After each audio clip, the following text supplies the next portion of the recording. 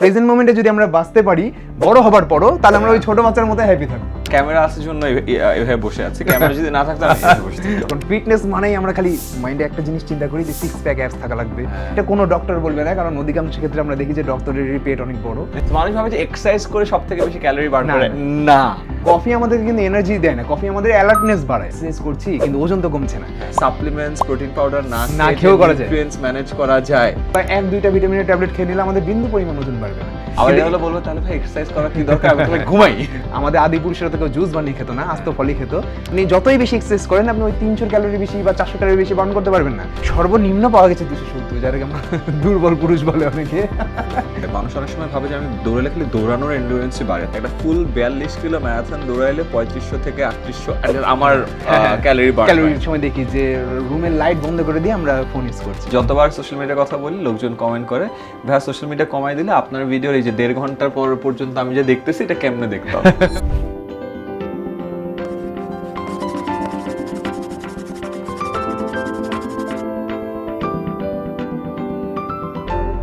আজকে আমরা এই মাস্টার ক্লাসে হেলদি লাইফস্টাইলের একেবারে ফাউন্ডেশন নিয়ে আলোচনা করব। তাজ আজকে আমাদেরকে শিখাবে Sure, কিভাবে আমাদের ফিটনেস মেজার করা যায়, কিভাবে পশ্চার কারেক্ট করা যায়। এটা আমার পশ্চার কারেক্ট করে তাজ বুঝাই দিবে পুরো জিনিসটা। এরপর আমাদের আই প্রোটেকশন নিয়ে কথা বলবো, নিউট্রিশনের যাবতীয় ডিটেলস নিয়ে কথা বলবো, এরপর ক্যালোরি রিকোয়ারমেন্ট নিয়ে কথা বলবো। ক্যালোরি ডেফিসিট কি, ওজন বাড়াতে হলে কি করতে হবে, কমাতে হলে কি করতে হবে, ক্যালোরির ভূমিকাটা কি সেটা নিয়ে আলোচনা করব। Proteins very important. তাদের মতো যারা একটু মাসল বিল্ড করতে চায় তাদের জন্য protein is very important, specially বাংলাদেশে সাধ্যের মধ্যে প্রোটিন ইনটেকটা কিভাবে মেনটেন করা যায়। এক্সারসাইজ নিয়ে অনেক আলোচনা করব। এটা নিয়ে আমাদের অলরেডি দুটো লম্বা ভিডিও আছে। একটা হলো বাসায় কিভাবে এক্সারসাইজ করতে পারি, একটা হলো জিমে কিভাবে এক্সারসাইজ করতে পারি। চাইলে ওই ডিটেল ভিডিও দেখে একেবারে আমরা মানে জিমের প্রতিটি ইকুইপমেন্ট ধরে ধরে ভিডিও করছি, ওরা দেখতে পারেন। লাস্টলি স্ট্রেস ম্যানেজমেন্ট, স্লিপ, এর নিয়ে আলোচনা করব। So yup, over to you Taj in your master class on leading a healthy lifestyle. Thank you Aiman ভাই যে আমাকে ইনভাইট করেছেন এই ক্লাসটা নেওয়ার জন্য। মূলত এখানে যে আমরা আজকে যা শিখবো সেগুলো আমরা সাধারণত যারা ট্রেনার হতে চাই, ফিটনেস ট্রেনার বা যারা প্রফেশনাল হতে চায় তাদেরকে আমরা শেখাই। কিন্তু কেউ যদি জাস্ট পড়াশোনা জানে, ক্লাস 10ও পাস করে, সে আজকে টপিক বুঝতে পারবে। এখানে ব্যাপারটা হচ্ছে যে আমরা তো সবাই, আপনি যেটা কিছুক্ষণ আগে বলছেন, আমরা প্রত্যেকে নিজের বডিকেই চালাই, তো আমরা আমাদের বডিরই ট্রেনার। রাইট, আমি আমাদের বললাম যে আমরা সবাই কিন্তু ট্রেনার, নিজের বডির ট্রেনার, রাইট? সো একটা ট্রেনার যতটুকু জানে অতটুকু না জানলেও তার ধারে কাছে অ্যাটলিস্ট বেসিকটা জানা উচিত, ওরা নিজের বডিটাকে চালাতে পারে। হ্যাঁ, এটাই কারণ অনেক সময় আমরা ট্রেনারের কাছে অনেক অ্যান্সার পাই না, সেটা আপনি এই ভিডিও দেখলে হয়তো বা অ্যান্সার পেয়ে যাবেন। অনেক সময় কোয়েশ্চেন করাও হয়ে ওঠে না। তো আশা করি তো শুরু করি। প্রথম স্লাইডটা হচ্ছে যে হোয়াট ইজ ফিটনেস। এখন ফিটনেস মানেই আমরা খালি মাইন্ডে একটা জিনিস চিন্তা করি যে সিক্স প্যাক অ্যাপস থাকা লাগবে, মডেলের মতো টোন্ড শ্রেডেড বডি হওয়া লাগবে। তো এরকম আসলে ব্যাপারটা না, ফিটনেসের অনেকগুলো পর্যায় আছে। আজকে আমরা তাজকে আরেকটু মনে করো জামা টামাটা একটু অন্যভাবে ওর অ্যাপটা দেখাইতাম যে এইটাই হলো ফিটনেসের সংজ্ঞা। ফিটনেসের সংজ্ঞা আসলে সেটা না। ধরেন একজন এক্সারসাইজ করে না কোনো রকম, কিন্তু সে গ্রামে কৃষিকাজ করে, সেও কিন্তু ফিট, ঠিক আছে? তো এরকম হচ্ছে ব্যাপার। তো এইটাই জিনিস হচ্ছে, এখানে কয়েক ধরনের ফিটনেস আছে। ফিজিক্যাল ফিটনেস হচ্ছে আমাদের বডি যেটা আমাদের কাছে চায়, মানে আমাদের বডি যেটার জন্য তৈরি হয়েছে, ঠিক মতো হাঁটা, পেইন ফ্রি হাঁটা, তারপরে ঘুম থেকে ওঠার পর মাথা ঝিমঝিম না করা, শরীরে শক্তি থাকা, স্ট্যামিনা থাকা, এগুলো সব কিছু ফিটনেসের ভিতরে পড়ে। শুধুমাত্র মাস্কুলার বডি বা সিক্স প্যাক অ্যাবসই ফিটনেসে পড়ে না। পাশাপাশি স্কিল রিলেটেড ফিটনেস, এটা জানেন যারা স্টুডেন্ট তারা সব কিছু জানেন যে যে কোনো একটা স্কিলে যেটার জন্য আপনি তৈরি হয়েছেন, ধরেন আপনি কন্টেন্ট ক্রিয়েশন করেন, ঠিকঠাক মতো কন্টেন্ট ক্রিয়েশন করতে পারছেন কিনা, সেটা আপনার স্কিল রিলেটেড ফিটনেস। কোন একটা পার্টিকুলার স্পোর্টস, হ্যাঁ, ফুটবল খেলে বা ক্রিকেট খেলে, ওই স্পেসিফিক ফিটনেসটা আছে, ওইটা হচ্ছে স্কিল রিলেটেড ফিটনেস। যেমন একটু আগে বলছেন যে ফুটবলারের ফিটনেস কি দরকার হয়, তার লেগের স্ট্রেংথ বেশি দরকার হয়। আর যারা ফাস্ট বোলিং করে তাদের শোল্ডারের স্ট্রেংথ বেশি দরকার হয়। তো তার শোল্ডারে ইনজুরি আছে কিনা সেটাও তার ফিটনেসের একটা পরিমাপ। তো এগুলো অনেক কিছু ব্যাপার আছে। আর হেলথ রিলেটেড ফিটনেস হচ্ছে আমাদের হার্ট, কিডনি, লিভার, ভেতরের যে অঙ্গগুলো আছে সেগুলো সুস্থ আছে কিনা। কারণ সেগুলো যদি সুস্থ না থাকে তাহলে উপর থেকে ফিট হয়ে কোনো লাভ নেই, আপনার ফিটনেস কিছুদিন পর নষ্ট হয়ে যাবে। তো আশা করি ফিটনেসের একটা মোটামুটি আপনারা ধারণা পেয়েছেন যে আমাদের বডি যেটার জন্য তৈরি হয়েছে, মানে যেটা যেটা স্বাভাবিক আমাদের কাজকর্ম, সেটা করতে পারাই হলো ফিটনেস।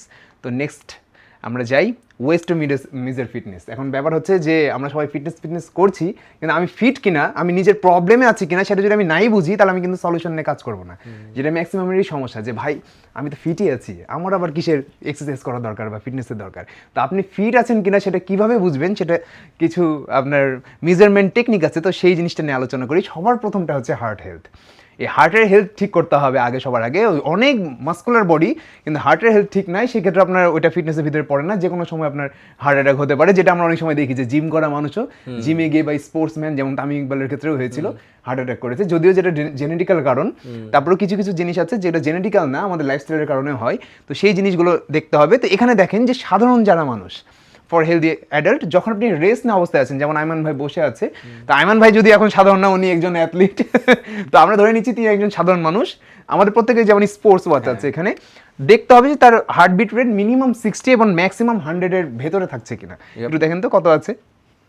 আমার ইউজুয়ালি 56 থাকে। হ্যাঁ, এই যে দেখেন যারা অ্যাথলেট তাদের কিন্তু একটু কমবে, যেমন এখানে দেওয়া আছে 40, ইউজুয়ালি 56 ঠিক আছে। আয়মান ভাই হচ্ছে একটা মোটামুটি অ্যাথলেট, তিনি রেগুলার বেসিসে ফুটবল খেলেন বা এক্সারসাইজ করেন। মূলত যারা এক্সারসাইজ করে, ফিজিক্যাল অ্যাক্টিভিটির ভিতরে আছে বা কোনো রকম কৃষি কাজ করে, লেবারের কাজ করে, এরা সবাই একজন অ্যাথলেট। 62।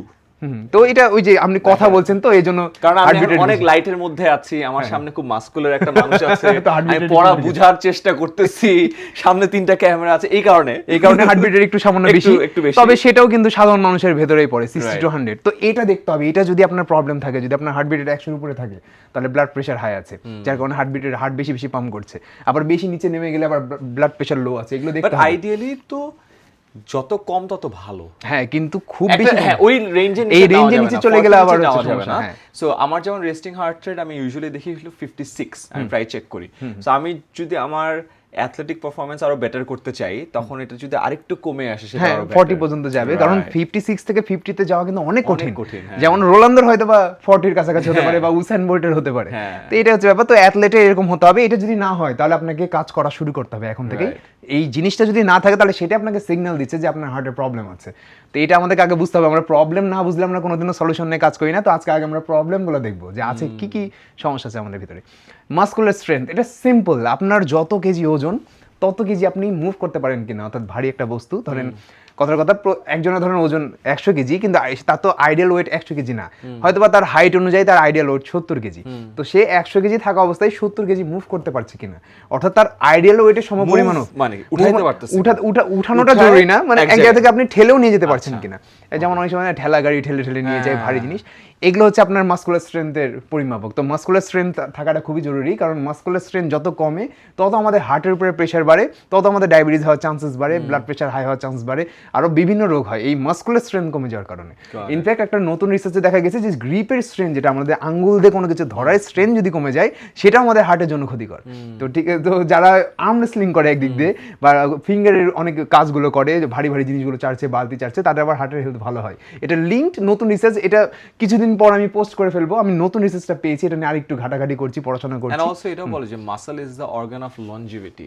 তার মানে যার মাসকুলার স্ট্রেংথ বেশি বা মাসল বেশি, তার লনজিভিটিটাও বেশি হয়, লনজিভিটি বেশি। তো এটা হচ্ছে ব্যাপার। তো এই মাসলের উপরে ডিপেন্ড করে আপনার বায়োলজিক্যাল এজ এবং অ্যাকচুয়াল এজ, দুটো আলাদা বিষয়। যেমন আমি একটা পডকাস্টে দেখছিলাম, ওখানে বলছিল যে muscle is the organ of longevity. ও বলতেছে যে এই মাসলের উপর ডিপেন্ড করবে যে তুমি যখন আরেকটু বয়স বাড়বে, চেয়ার থেকে এইভাবে দাঁড়া হচ্ছ, নাকি চেয়ার থেকে কোমরে হাত দিয়ে একটু করে এরকম করে দাঁড়া হচ্ছে। এক্স্যাক্টলি, এটা আমরা পরে আলোচনা করব যে কেন এই জিনিসটা হয়, এই কিছুক্ষণ পরে এই স্লাইডের ভেতরে আছে। তো আশা করি বুঝতে পেরেছি। তো এখন যারা যারা নিজের মাসল বা নিজের বডি সমপরিমাণ ওজন মুভ করতে পারেন না, ঠেলতে পারেন না, তাদেরকে মাসকুলার স্ট্রেংথ বাড়াতে হবে। সেটা কিভাবে বাড়াবেন? হঠাৎ করে বাড়ালে হবে না, ইনজুরি হবে। সেটা আপনাকে বিভিন্ন, আমরা ভিডিও তৈরি করেছি, সেটা দেখবেন, সেখানে মাসকুলার স্ট্রেংথ বাড়বে বাসায় ইকুইপমেন্ট দিয়ে, অথবা কোনো জিমে গিয়ে কোনো ট্রেনার আন্ডারে করলে আরো ভালো। নেক্সটে যাই, এটা হচ্ছে বিএমআই। এটা হচ্ছে সাধারণ মানুষের ক্ষেত্রে এই জিনিসটা কাজে দেয়, কারণ বিএমআই হচ্ছে বডি মাস ইন্ডেক্স। এখানে যাদের মাসল বেশি, তাদেরটা আবার এখানে কাজে দেবে না। যেমন জন সিনার বিএমআই কিন্তু হিউজ, কিন্তু তো ফিট, তার 6 প্যাক অ্যাবস আছে। তো সাধারণ মানুষ যারা যারা অনেক বেশি মাসকুলার না, তাদের ক্ষেত্রে বিএমআই কাজে দিবে। যেখানে যারা ভিডিও দেখছেন, তাদের 99%ই সাধারণ ছাত্রছাত্রী হবে, স্টুডেন্ট হবে, তো তারা তো আর মাসকুলার না। তো বডি মাস ইন্ডেক্স আমরা কিভাবে হচ্ছে ক্যালকুলেট করবো, সেটা আমরা একটু দেখি। এই ফর্মুলাটার ছবি চাইলে তুলে নিতে পারেন, অথবা বিভিন্ন অ্যাপস পাওয়া যায়। আমি সব থেকে বলি যে অ্যাপসে আপনি এখন তো চ্যাট জিপিটি আছে, নিজের হাইট এন্ড ওয়েট বলে দিয়ে আপনি বলবেন আপনার বিএমআই কত। এখানে যেমন ওনার ওয়েট হচ্ছে 75 কেজি এবং হাইট হচ্ছে মিটারে বের করেছে, মিটারে 1.75 মিটার, সেটাকে স্কোয়ার করতে হবে। তো 3.06 হচ্ছে, তো 24.5।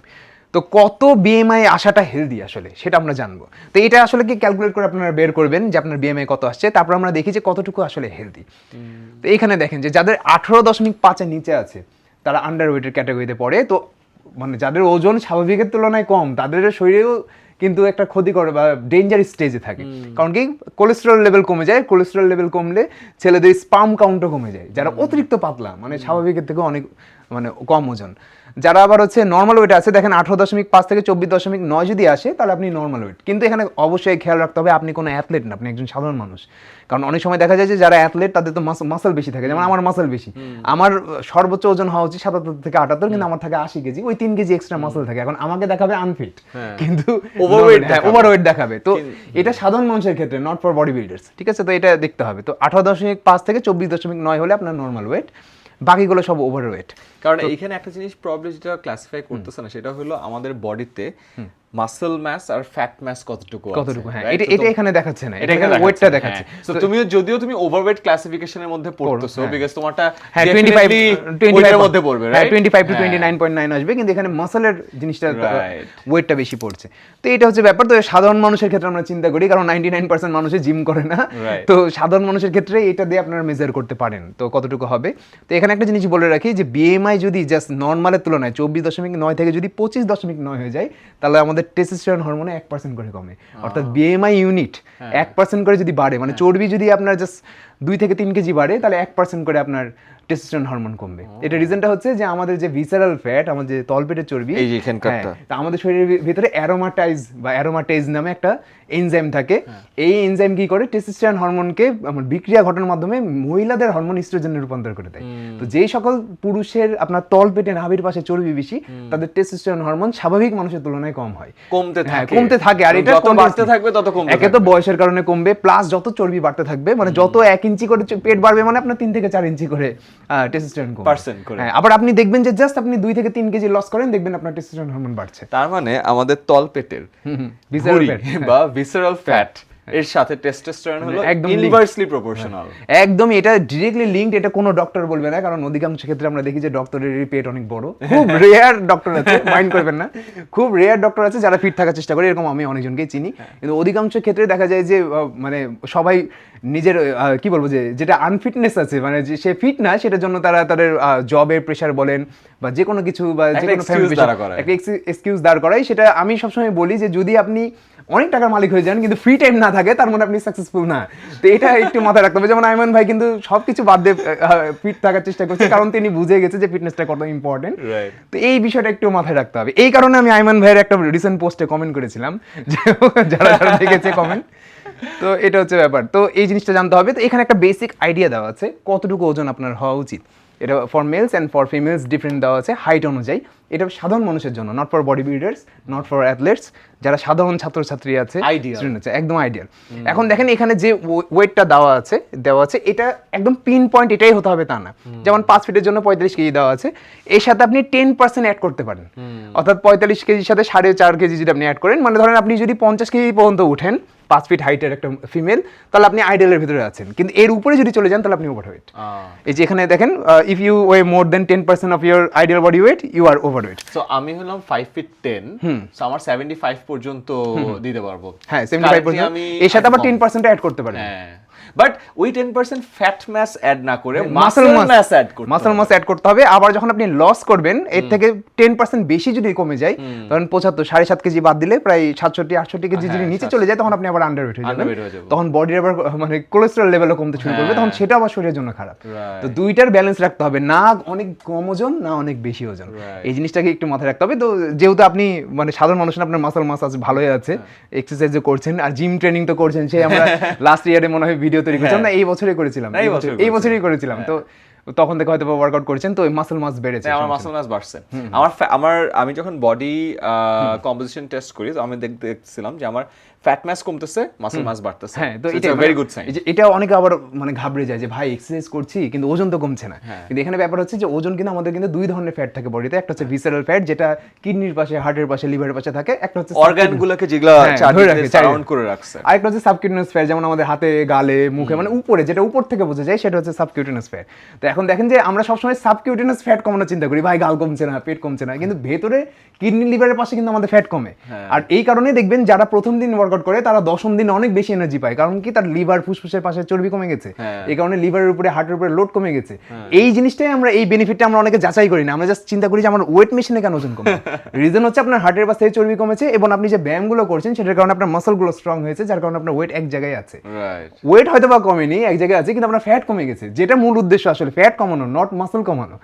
ওয়েট কমাতে গেলে আমাদের রক্ত শুকিয়ে যাবে, হাড্ডি ক্ষয় হবে, চর্বি কমবে, মাসল কমবে সব। কিন্তু যখন আপনি বলবেন যে না ভাই আমি সবকিছু ঠিক রাখবো, জাস্ট আমি ফ্যাট লস করবো, তখন সেক্ষেত্রে আপনাকে এই রেজিস্ট্যান্স ওয়ার্কআউট করতে হয়, সেটা পরে আলোচনা করবো। এই ওয়ার্কআউট বলতে ওয়েট লিফটিং বা ফ্রি হ্যান্ড বা যেটা আপনার মাসলে প্রেসার পড়ে, রাবার ব্যান্ড এক্সারসাইজ করে, সেটা আমরা পরে আলোচনা করবো। আসলে কথা বলতে বলতে অনেক বেশি ডেপথে চলে যাচ্ছি। তো এবার আসি যে দেখেন যে মাত্র যদি 5 কেজি অতিরিক্ত ওজন আপনার বাড়ে, মানে যেটা আপনার আইডিয়াল ওয়েট আমরা এতক্ষণ দেখলাম, তাহলে আমাদের মেরুদণ্ডে ইনজুরি হওয়ার সম্ভাবনা প্রায় 30% বৃদ্ধি হয়। এটা নতুন একটা রিসার্চ পেপারটা আমি এখানে দেখাতে পারছি না, সেটা আমি ফেসবুকে পোস্ট করেছি। যারা আমাকে সোশ্যাল মিডিয়াতে ফলো করেন, আপনি ইউটিউবে পোস্ট করি, আমি ইনস্টাগ্রামে করি, ফেসবুকে, টিকটকে ইভেন করি, নাচি না, জাস্ট এগুলো পোস্ট করি। তো আপনার ওইখানে রিসার্চ পেপারের লিঙ্ক সহ সবকিছু পেয়ে যাবেন ইন ডিটেলস। তো এটা আমি ইন জেনারেল আমি দিয়ে রাখলাম যে কেন আইডিয়াল ওয়েটে থাকা খুব জরুরি। যেমন অনেক সময় দেখা যায় যে আমরা স্টুডেন্ট, পড়াশোনা অনেক ভালো, অনেক পটেনশিয়ালও আমার অনেক হাই, যে আমি অনেক ভালো কিছু করব, কিন্তু আফটার 30 বা 35-এর পর দেখা যায় আমার কোমর ইনজুরি হয়ে গেছে, জাস্ট চেয়ার থেকে উঠে বসতে চাই। রিজনটা হচ্ছে আমি দীর্ঘদিন যাবত আমার ওভারওয়েট ছিল, আর আমি সেই ওভারওয়েটের সাথে আবার ভুল পশ্চারের সাথে আমি চেয়ারে বসেছি, যার কারণে আমার হঠাৎ করে ইনজুরি হয়ে যায়, যেটা আমার ক্যারিয়ারকে এনজয় করতে দেয় না। হয়তো আমি ক্যারিয়ারে সাকসেসফুল হলাম, কিন্তু আমি আমার মানি, আমার টাকা, আমার ফ্রিডমটা এনজয় করতে পারছি না। তো আমরা তখন কি হয়, আমাদের শরীরের কাছে আমরা অধীন হয়ে পড়ি আর স্বাধীন থাকতে পারি না। তো এটাই, তো আমরা এখন চিন্তা করবো যে যেটা বলছিলাম যে পশ্চার কিভাবে ঠিক করা যায়, এখন সেটা নিয়ে আলোচনা করবো। যেমন এখানে আইমান ভাই অনেকক্ষণ থেকে সঠিক পশ্চারে বসে আছে, জানি না ইচ্ছা করে বসে আছে না এভাবে অভ্যাস হয়ে গেছে। আমি ক্যামেরা আসার জন্য এভাবে বসে আছি, ক্যামেরা যদি না থাকতো আমি এভাবে বসে থাকতাম। তো এই জিনিসটা আমাদের সমস্যা, যে আমাদের পশ্চারে কিভাবে আমরা প্রোটেক্ট করবো। এই পশ্চার ঠিক না হলে আপনার ইনজুরি হওয়ার সম্ভাবনা অনেক বেশি বাড়ে। এখানে কয়েকটা জিনিস আছে, যেমন আইমান ভাই সোজা হয়ে বসে আছে নর্মালি, আমরা যখন টেবিলে বসি, টেবিলের উপরে হাতটা রাখলে, যেমন এই আপুটাকে দেখেন, তো এই আপুটা যেভাবে বসে আছে টেবিলের উপরে হাত দিয়ে, এইরকম পশ্চার হতে হবে, একদম স্ট্রেট। এখন ব্যাক সাপোর্ট পাওয়া যায় কিছু, দেখবেন কিছু চেয়ারে ব্যাক সাপোর্ট লাগানো যায়, মানে এই স্পাইনকে সাপোর্ট দেওয়ার জন্য, সেটা আপনারা কিনে নিতে পারেন। কিন্তু বাকি সব জিনিসগুলো আপনাকে সোজা হয়ে বসতে হবে, বাঁকা হয়ে দীর্ঘক্ষণ বসে থাকা যাবে না, এবং কিছুক্ষণ পর পর আপনাকে উঠে হাঁটা শুরু করতে হবে। এখানে বিভিন্ন টিপস দেওয়া আছে, আমি ডিটেলসে যাচ্ছি না, আপনারা এই ছবিটা দেখলেই বুঝতে পারবেন। তো এটা ইন জেনারেল আমার মনে হয় যে এই দুটো জিনিস একটু শেখা দেওয়া উচিত, যে যখন আমরা বসি, আমি এটা শিখছিলাম নোবেল ভাইয়ের কাছ থেকে, দ্য মডেল। সো আমরা যখন বসি চেয়ারে, লেটস সে এখানে, আমরা বসার পরে একটু হেলান দিই, মানে পিছে একটা আছে এরকম হয়ে যায়, গ্যাপ রাখা যাবে। সে আমাকে বলছে, তুমি বসো, বসে একদম পিছে চলে যাও, দেন এরকম করো। সে যখন একদম পিছে চলে আসে, মেরুদণ্ডটা অটো স্ট্রেইটেন আপ হয়ে যাবে। এন্ড এখানে 90 ডিগ্রি থাকা ভালো। অনেক সময় যেটা করে যে হাত এলবো অনেক নিচে এইভাবে কাজ করে, এটাও করলে প্রেসার পড়ে, এই জায়গাটা পড়ে, এখানে পড়ে, আবার বেশি এখানে করলেও ঝামেলা।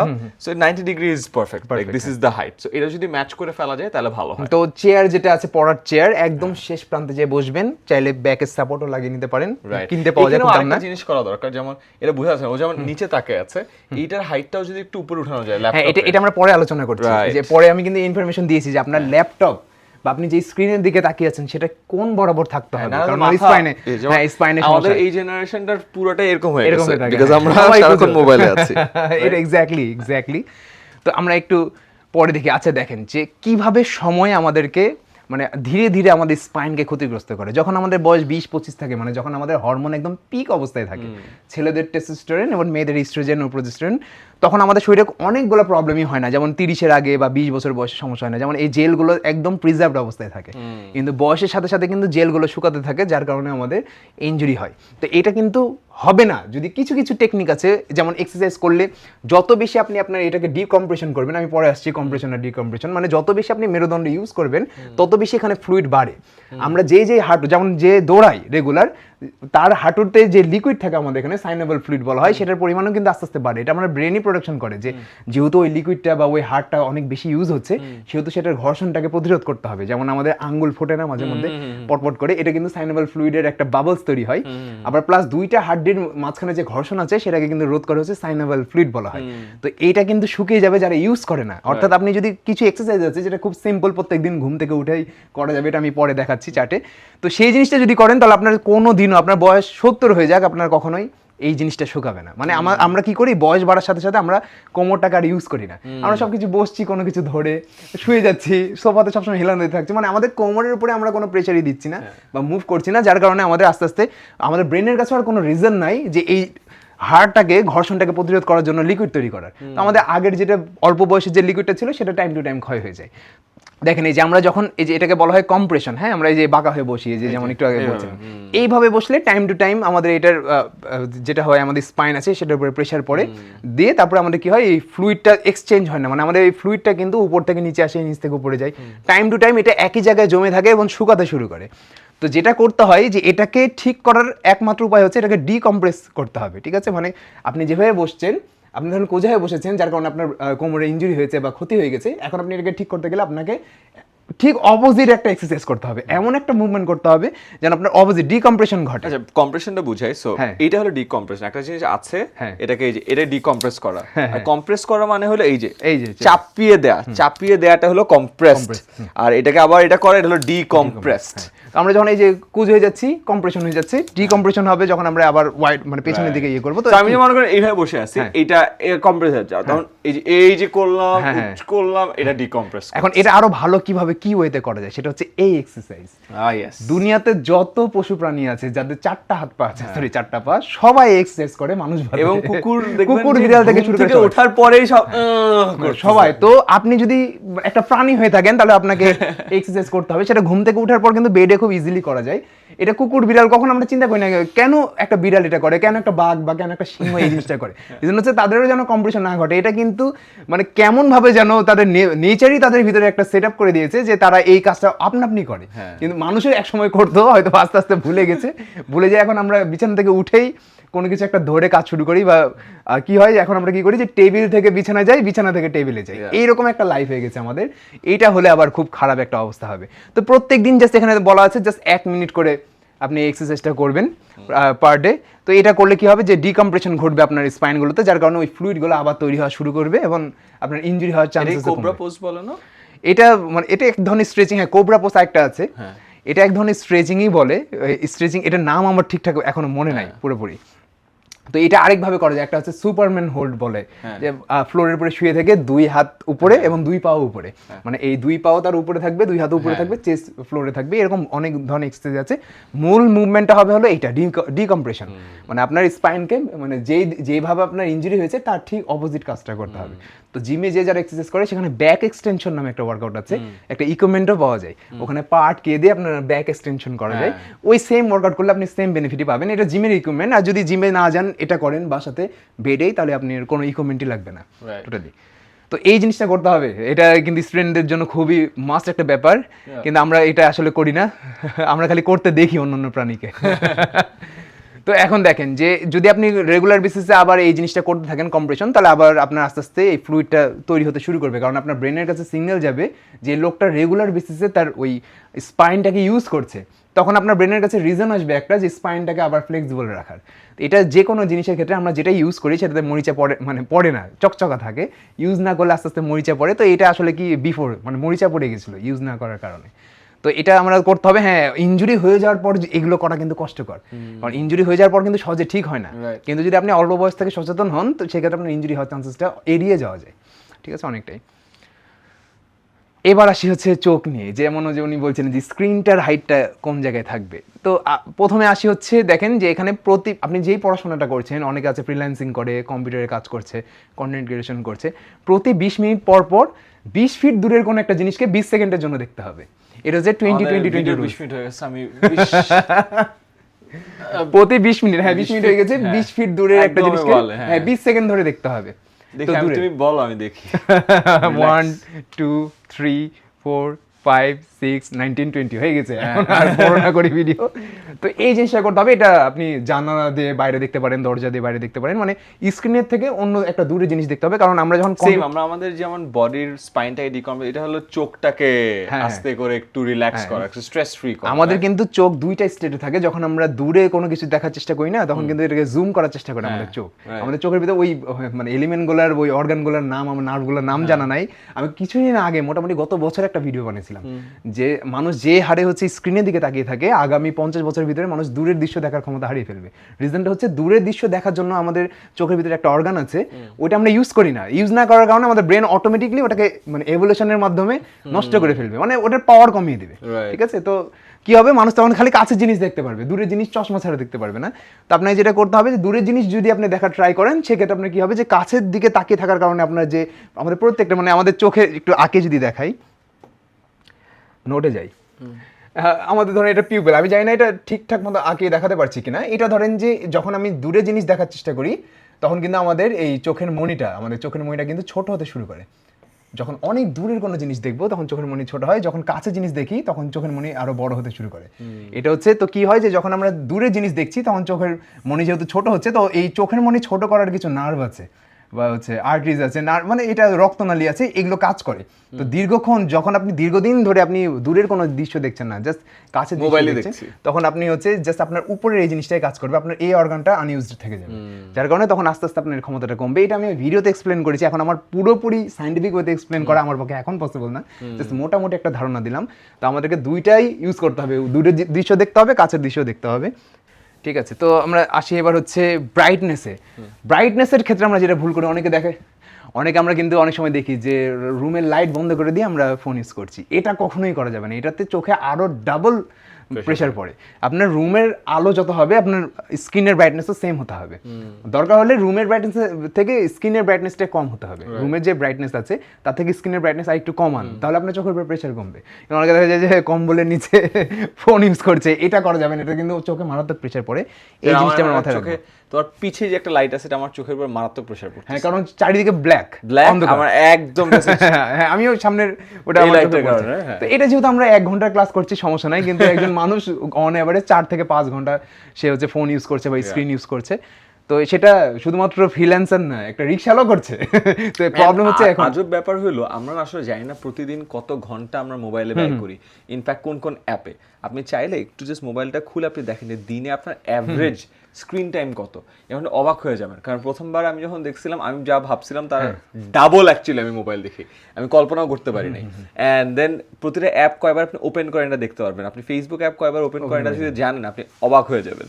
নিজের উপর একটা কেমন বাজে ফিলিং হবে, যেটা মনে হয় আপনার পরবর্তীতে কন্ট্রোলিং একটা অ্যাসপেক্টে হেল্প করবে। হ্যাঁ, তো এই ব্যাপারটা হচ্ছে যে দেখেন যে আমরা যে আসলাম যে স্ক্রিনটাকে আমরা ডিম করব কিছুটা, আর ওই যে অন্ধকার রুমে আমরা থাকবো না, আগেই বলে দিয়েছি। এবার হচ্ছে ব্লু লাইট ফিল্টার্স কিছু পাওয়া যায়, অ্যাপস পাওয়া যায়, এটা অনেকে জানেন, এটা অনেকে ইউজ করে, এটা ফোন থেকে ইনস্টল করে নিতে পারেন। তো এটা হচ্ছে স্ক্রিনের ব্যাপারটা গেল। এবার আমরা দেখেছি কেমন হাইট থাকবে। এখন দেখেন যে স্ক্রিন ডিস্টেন্সটা 20 থেকে 28 ইঞ্চি দূরে হতে হবে। এটা সাইন্টিফিক্যালি বিভিন্ন রিসার্চে প্রুভড হওয়ার পর এই তথ্যগুলো এখানে দেওয়া হয়েছে। আমি এখানে সব কিছু লিঙ্ক দিতে পারছি না, দিলেও আপনারা ঘাটবেন না। আপনারা চাইলে সার্চ করতে পারেন যে আসলে কি এটাই এই ডিস্টেন্সই নাকি। এটা বিভিন্ন রিসার্চে দেখানো হয়েছে যে স্ক্রিন যদি আমাদের 20 থেকে 28 ইঞ্চি দূরে থাকে তাহলে চোখের উপরে সব থেকে কম ইম্প্যাক্টটা পড়ে। আবার যদি বেশি দূরে থাকে তাহলে আবার ইম্প্যাক্ট বেশি পড়বে, কারণ আপনি যখন খুব দূর থেকে ছোট্ট একটা জিনিস পড়ার চেষ্টা করছেন সেটাও কিন্তু সমস্যা। মানে 20 থেকে 28 ইঞ্চি দূরে হতে হবে, স্ক্রিনের সাইজের উপর ডিপেন্ড করে। তারপরে যেটা স্ক্রিনের টপ, মানে স্ক্রিনের কি বলবো যে হেড, এটা আপনার চোখ বরাবর হতে হবে, মানে যে এই বরাবর। হ্যাঁ, এটা হবে স্ক্রিনের টপটা। এটা হচ্ছে স্ক্রিনের টপ, ঠিক আছে, মানে নিচেও না উপরেও না, বেশি উপরে হলেও স্পাইনের সমস্যা হবে, নিচে হলেও স্পাইনের সমস্যা হবে। এটা অথবা জাস্ট বিলো ইট, মানে আমার যে ল্যাপটপটা আছে এটা এই মাথায় হবে, যে ল্যাপটপে তো উপরে যে বর্ডারটা থাকে বর্ডারটা এখানে হবে, ঠিক আছে, এটা হচ্ছে ব্যাপার। তো এই রকম এটা সবাই সেট করে নেবেন এইভাবে, না হলে কিন্তু স্পাইনে যেমন অনেকে ঘাড় ব্যথা হয়, রিজনটাই হচ্ছে সে ভুলভাবে হয়তো নিচে দেখছে বেশি অথবা উপরে তাকাচ্ছে বেশি। আবার অনেকে টিভি দেখে সাইড হয়ে, হয়তো সোফা একটু সাইডে অনেকক্ষণ ধরে, এটা তো ব্যথা হয়। তো এটা একটু মাথায় রাখতে হবে।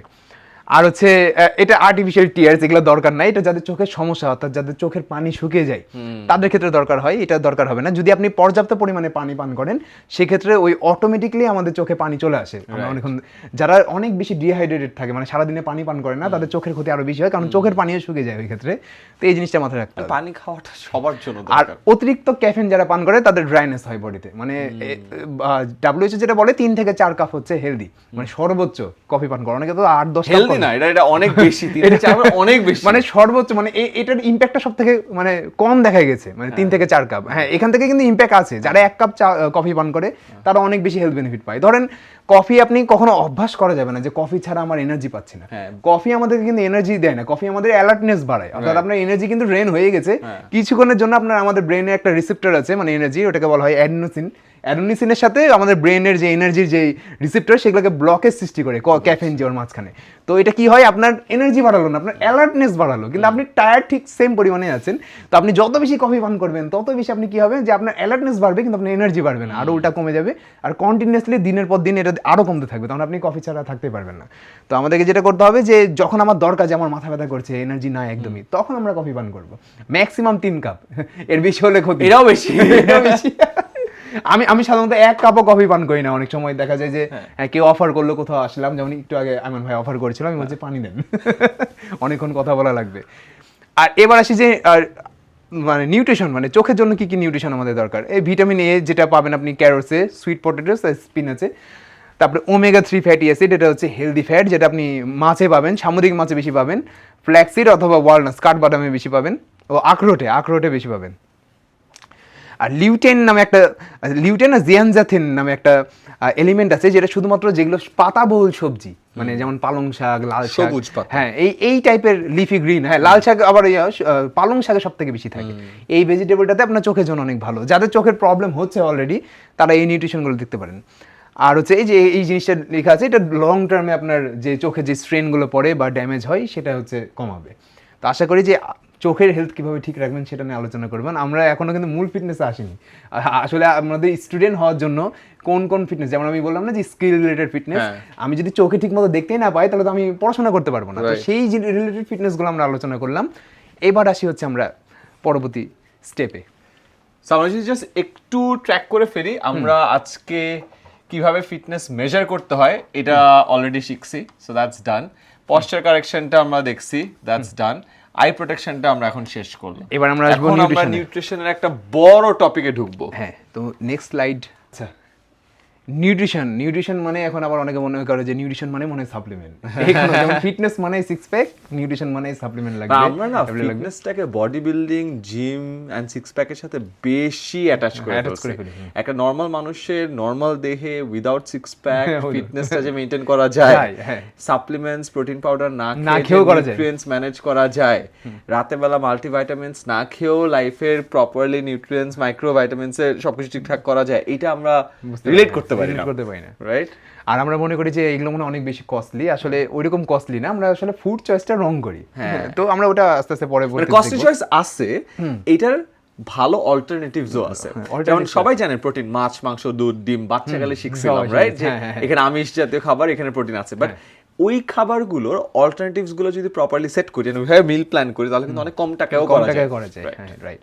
তো এটা হচ্ছে দেখেন যে আমাদের বডি যেই সব জিনিসটাকে ইউজ করে আমাদেরকে মানে কি বলবো, কর্মক্ষম রাখার জন্য, মানে আমরা যেন কাজ করার অ্যাবিলিটি হারিয়ে না ফেলি, সেই জিনিসটাই হচ্ছে নিউট্রিশন। যেমন একটা বাইক কাজ করে কি দিয়ে, তেল দিয়ে। বাইকের নিউট্রিশন হচ্ছে একটা তেল, তো মানুষের নিউট্রিশন হচ্ছে ফুড। এখন ওই খাবারের ভিতরে কি কি এলিমেন্টস থাকে যেগুলো থেকে আমাদের শরীর এনার্জি পায়, পুষ্টি শোষণ করে, সেগুলোকে বলা হয় নিউট্রিয়েন্টস, পুষ্টির উপাদান। তো আমরা সুষম খাদ্যের উপাদান পড়ে আসছিলাম ছোটবেলাতেই। তো আমরা এই জিনিসগুলো আসলে দেখি, এখানে মেইনলি 6টা নিউট্রিয়েন্ট আছে। তো প্রথমটা হচ্ছে কার্বোহাইড্রেট, যেটাকে মানুষ মনে করে এটা মনে হয় বিষ, কিন্তু আসলে এটা না, আমরা জানবো। ফ্যাট মানে মনে করে যে ফ্যাট খাওয়া মানে চর্বি হয়ে যাওয়া। মিনারেলস আছে, ওয়াটার আছে, এগুলো নিয়ে একটু কথা কম হয়। পানি তো আমরা ঠিক মতো পান করতে চাই না। ভিটামিনস আছে, ভিটামিন খেলে মানুষ মনে করে যে আমরা মনে হয় মোটা হয়ে যাবো অতিরিক্ত ভিটামিন খেলে। আর প্রোটিন মনে হয় কিডনি নষ্ট হয়ে যাবে। মাইক্রোতে ভাগ করে বলবো। হ্যাঁ, আমি হচ্ছে এগুলো সব বলে দিচ্ছি। মানে এই মূলত এই নিউট্রিশনগুলো না আমাদের কি কি মিসআন্ডারস্ট্যান্ডিং। যেমন কার্বোহাইড্রেট খেলে মনে করি যে চর্বি হবে, ডায়াবেটিস হয়ে যাবে। ফ্যাট খেলে মনে হয় যে চর্বি কমবে না, এটা তো নিজেই ফ্যাট, কিভাবে চর্বি কমাবে। মিনারেলস আমরা অত মাথা ঘামাই না মিনারেলস নিয়ে। পানি ঠিক মতো পান করি না, ভিটামিন খেলে আমরা মনে করি যে আমরা মোটা হয়ে যাবো, আর প্রোটিন খেলে মনে করি যে কিডনি নষ্ট হয়ে যাবে। আসলে যে এগুলো হয় না সেই জিনিসগুলো আমরা আসলে বুঝবো পরে। এখন দেখেন যে আমাদের শরীরে কোন কোন নিউট্রিশনগুলো কি কি পরিমাণে দরকার বা কেন দরকার সেটা এখানে দেওয়া আছে। তো এর ভিতরে আমরা প্রোটিন, কার্বোহাইড্রেট আর ফ্যাট নিয়ে আলোচনা করছি।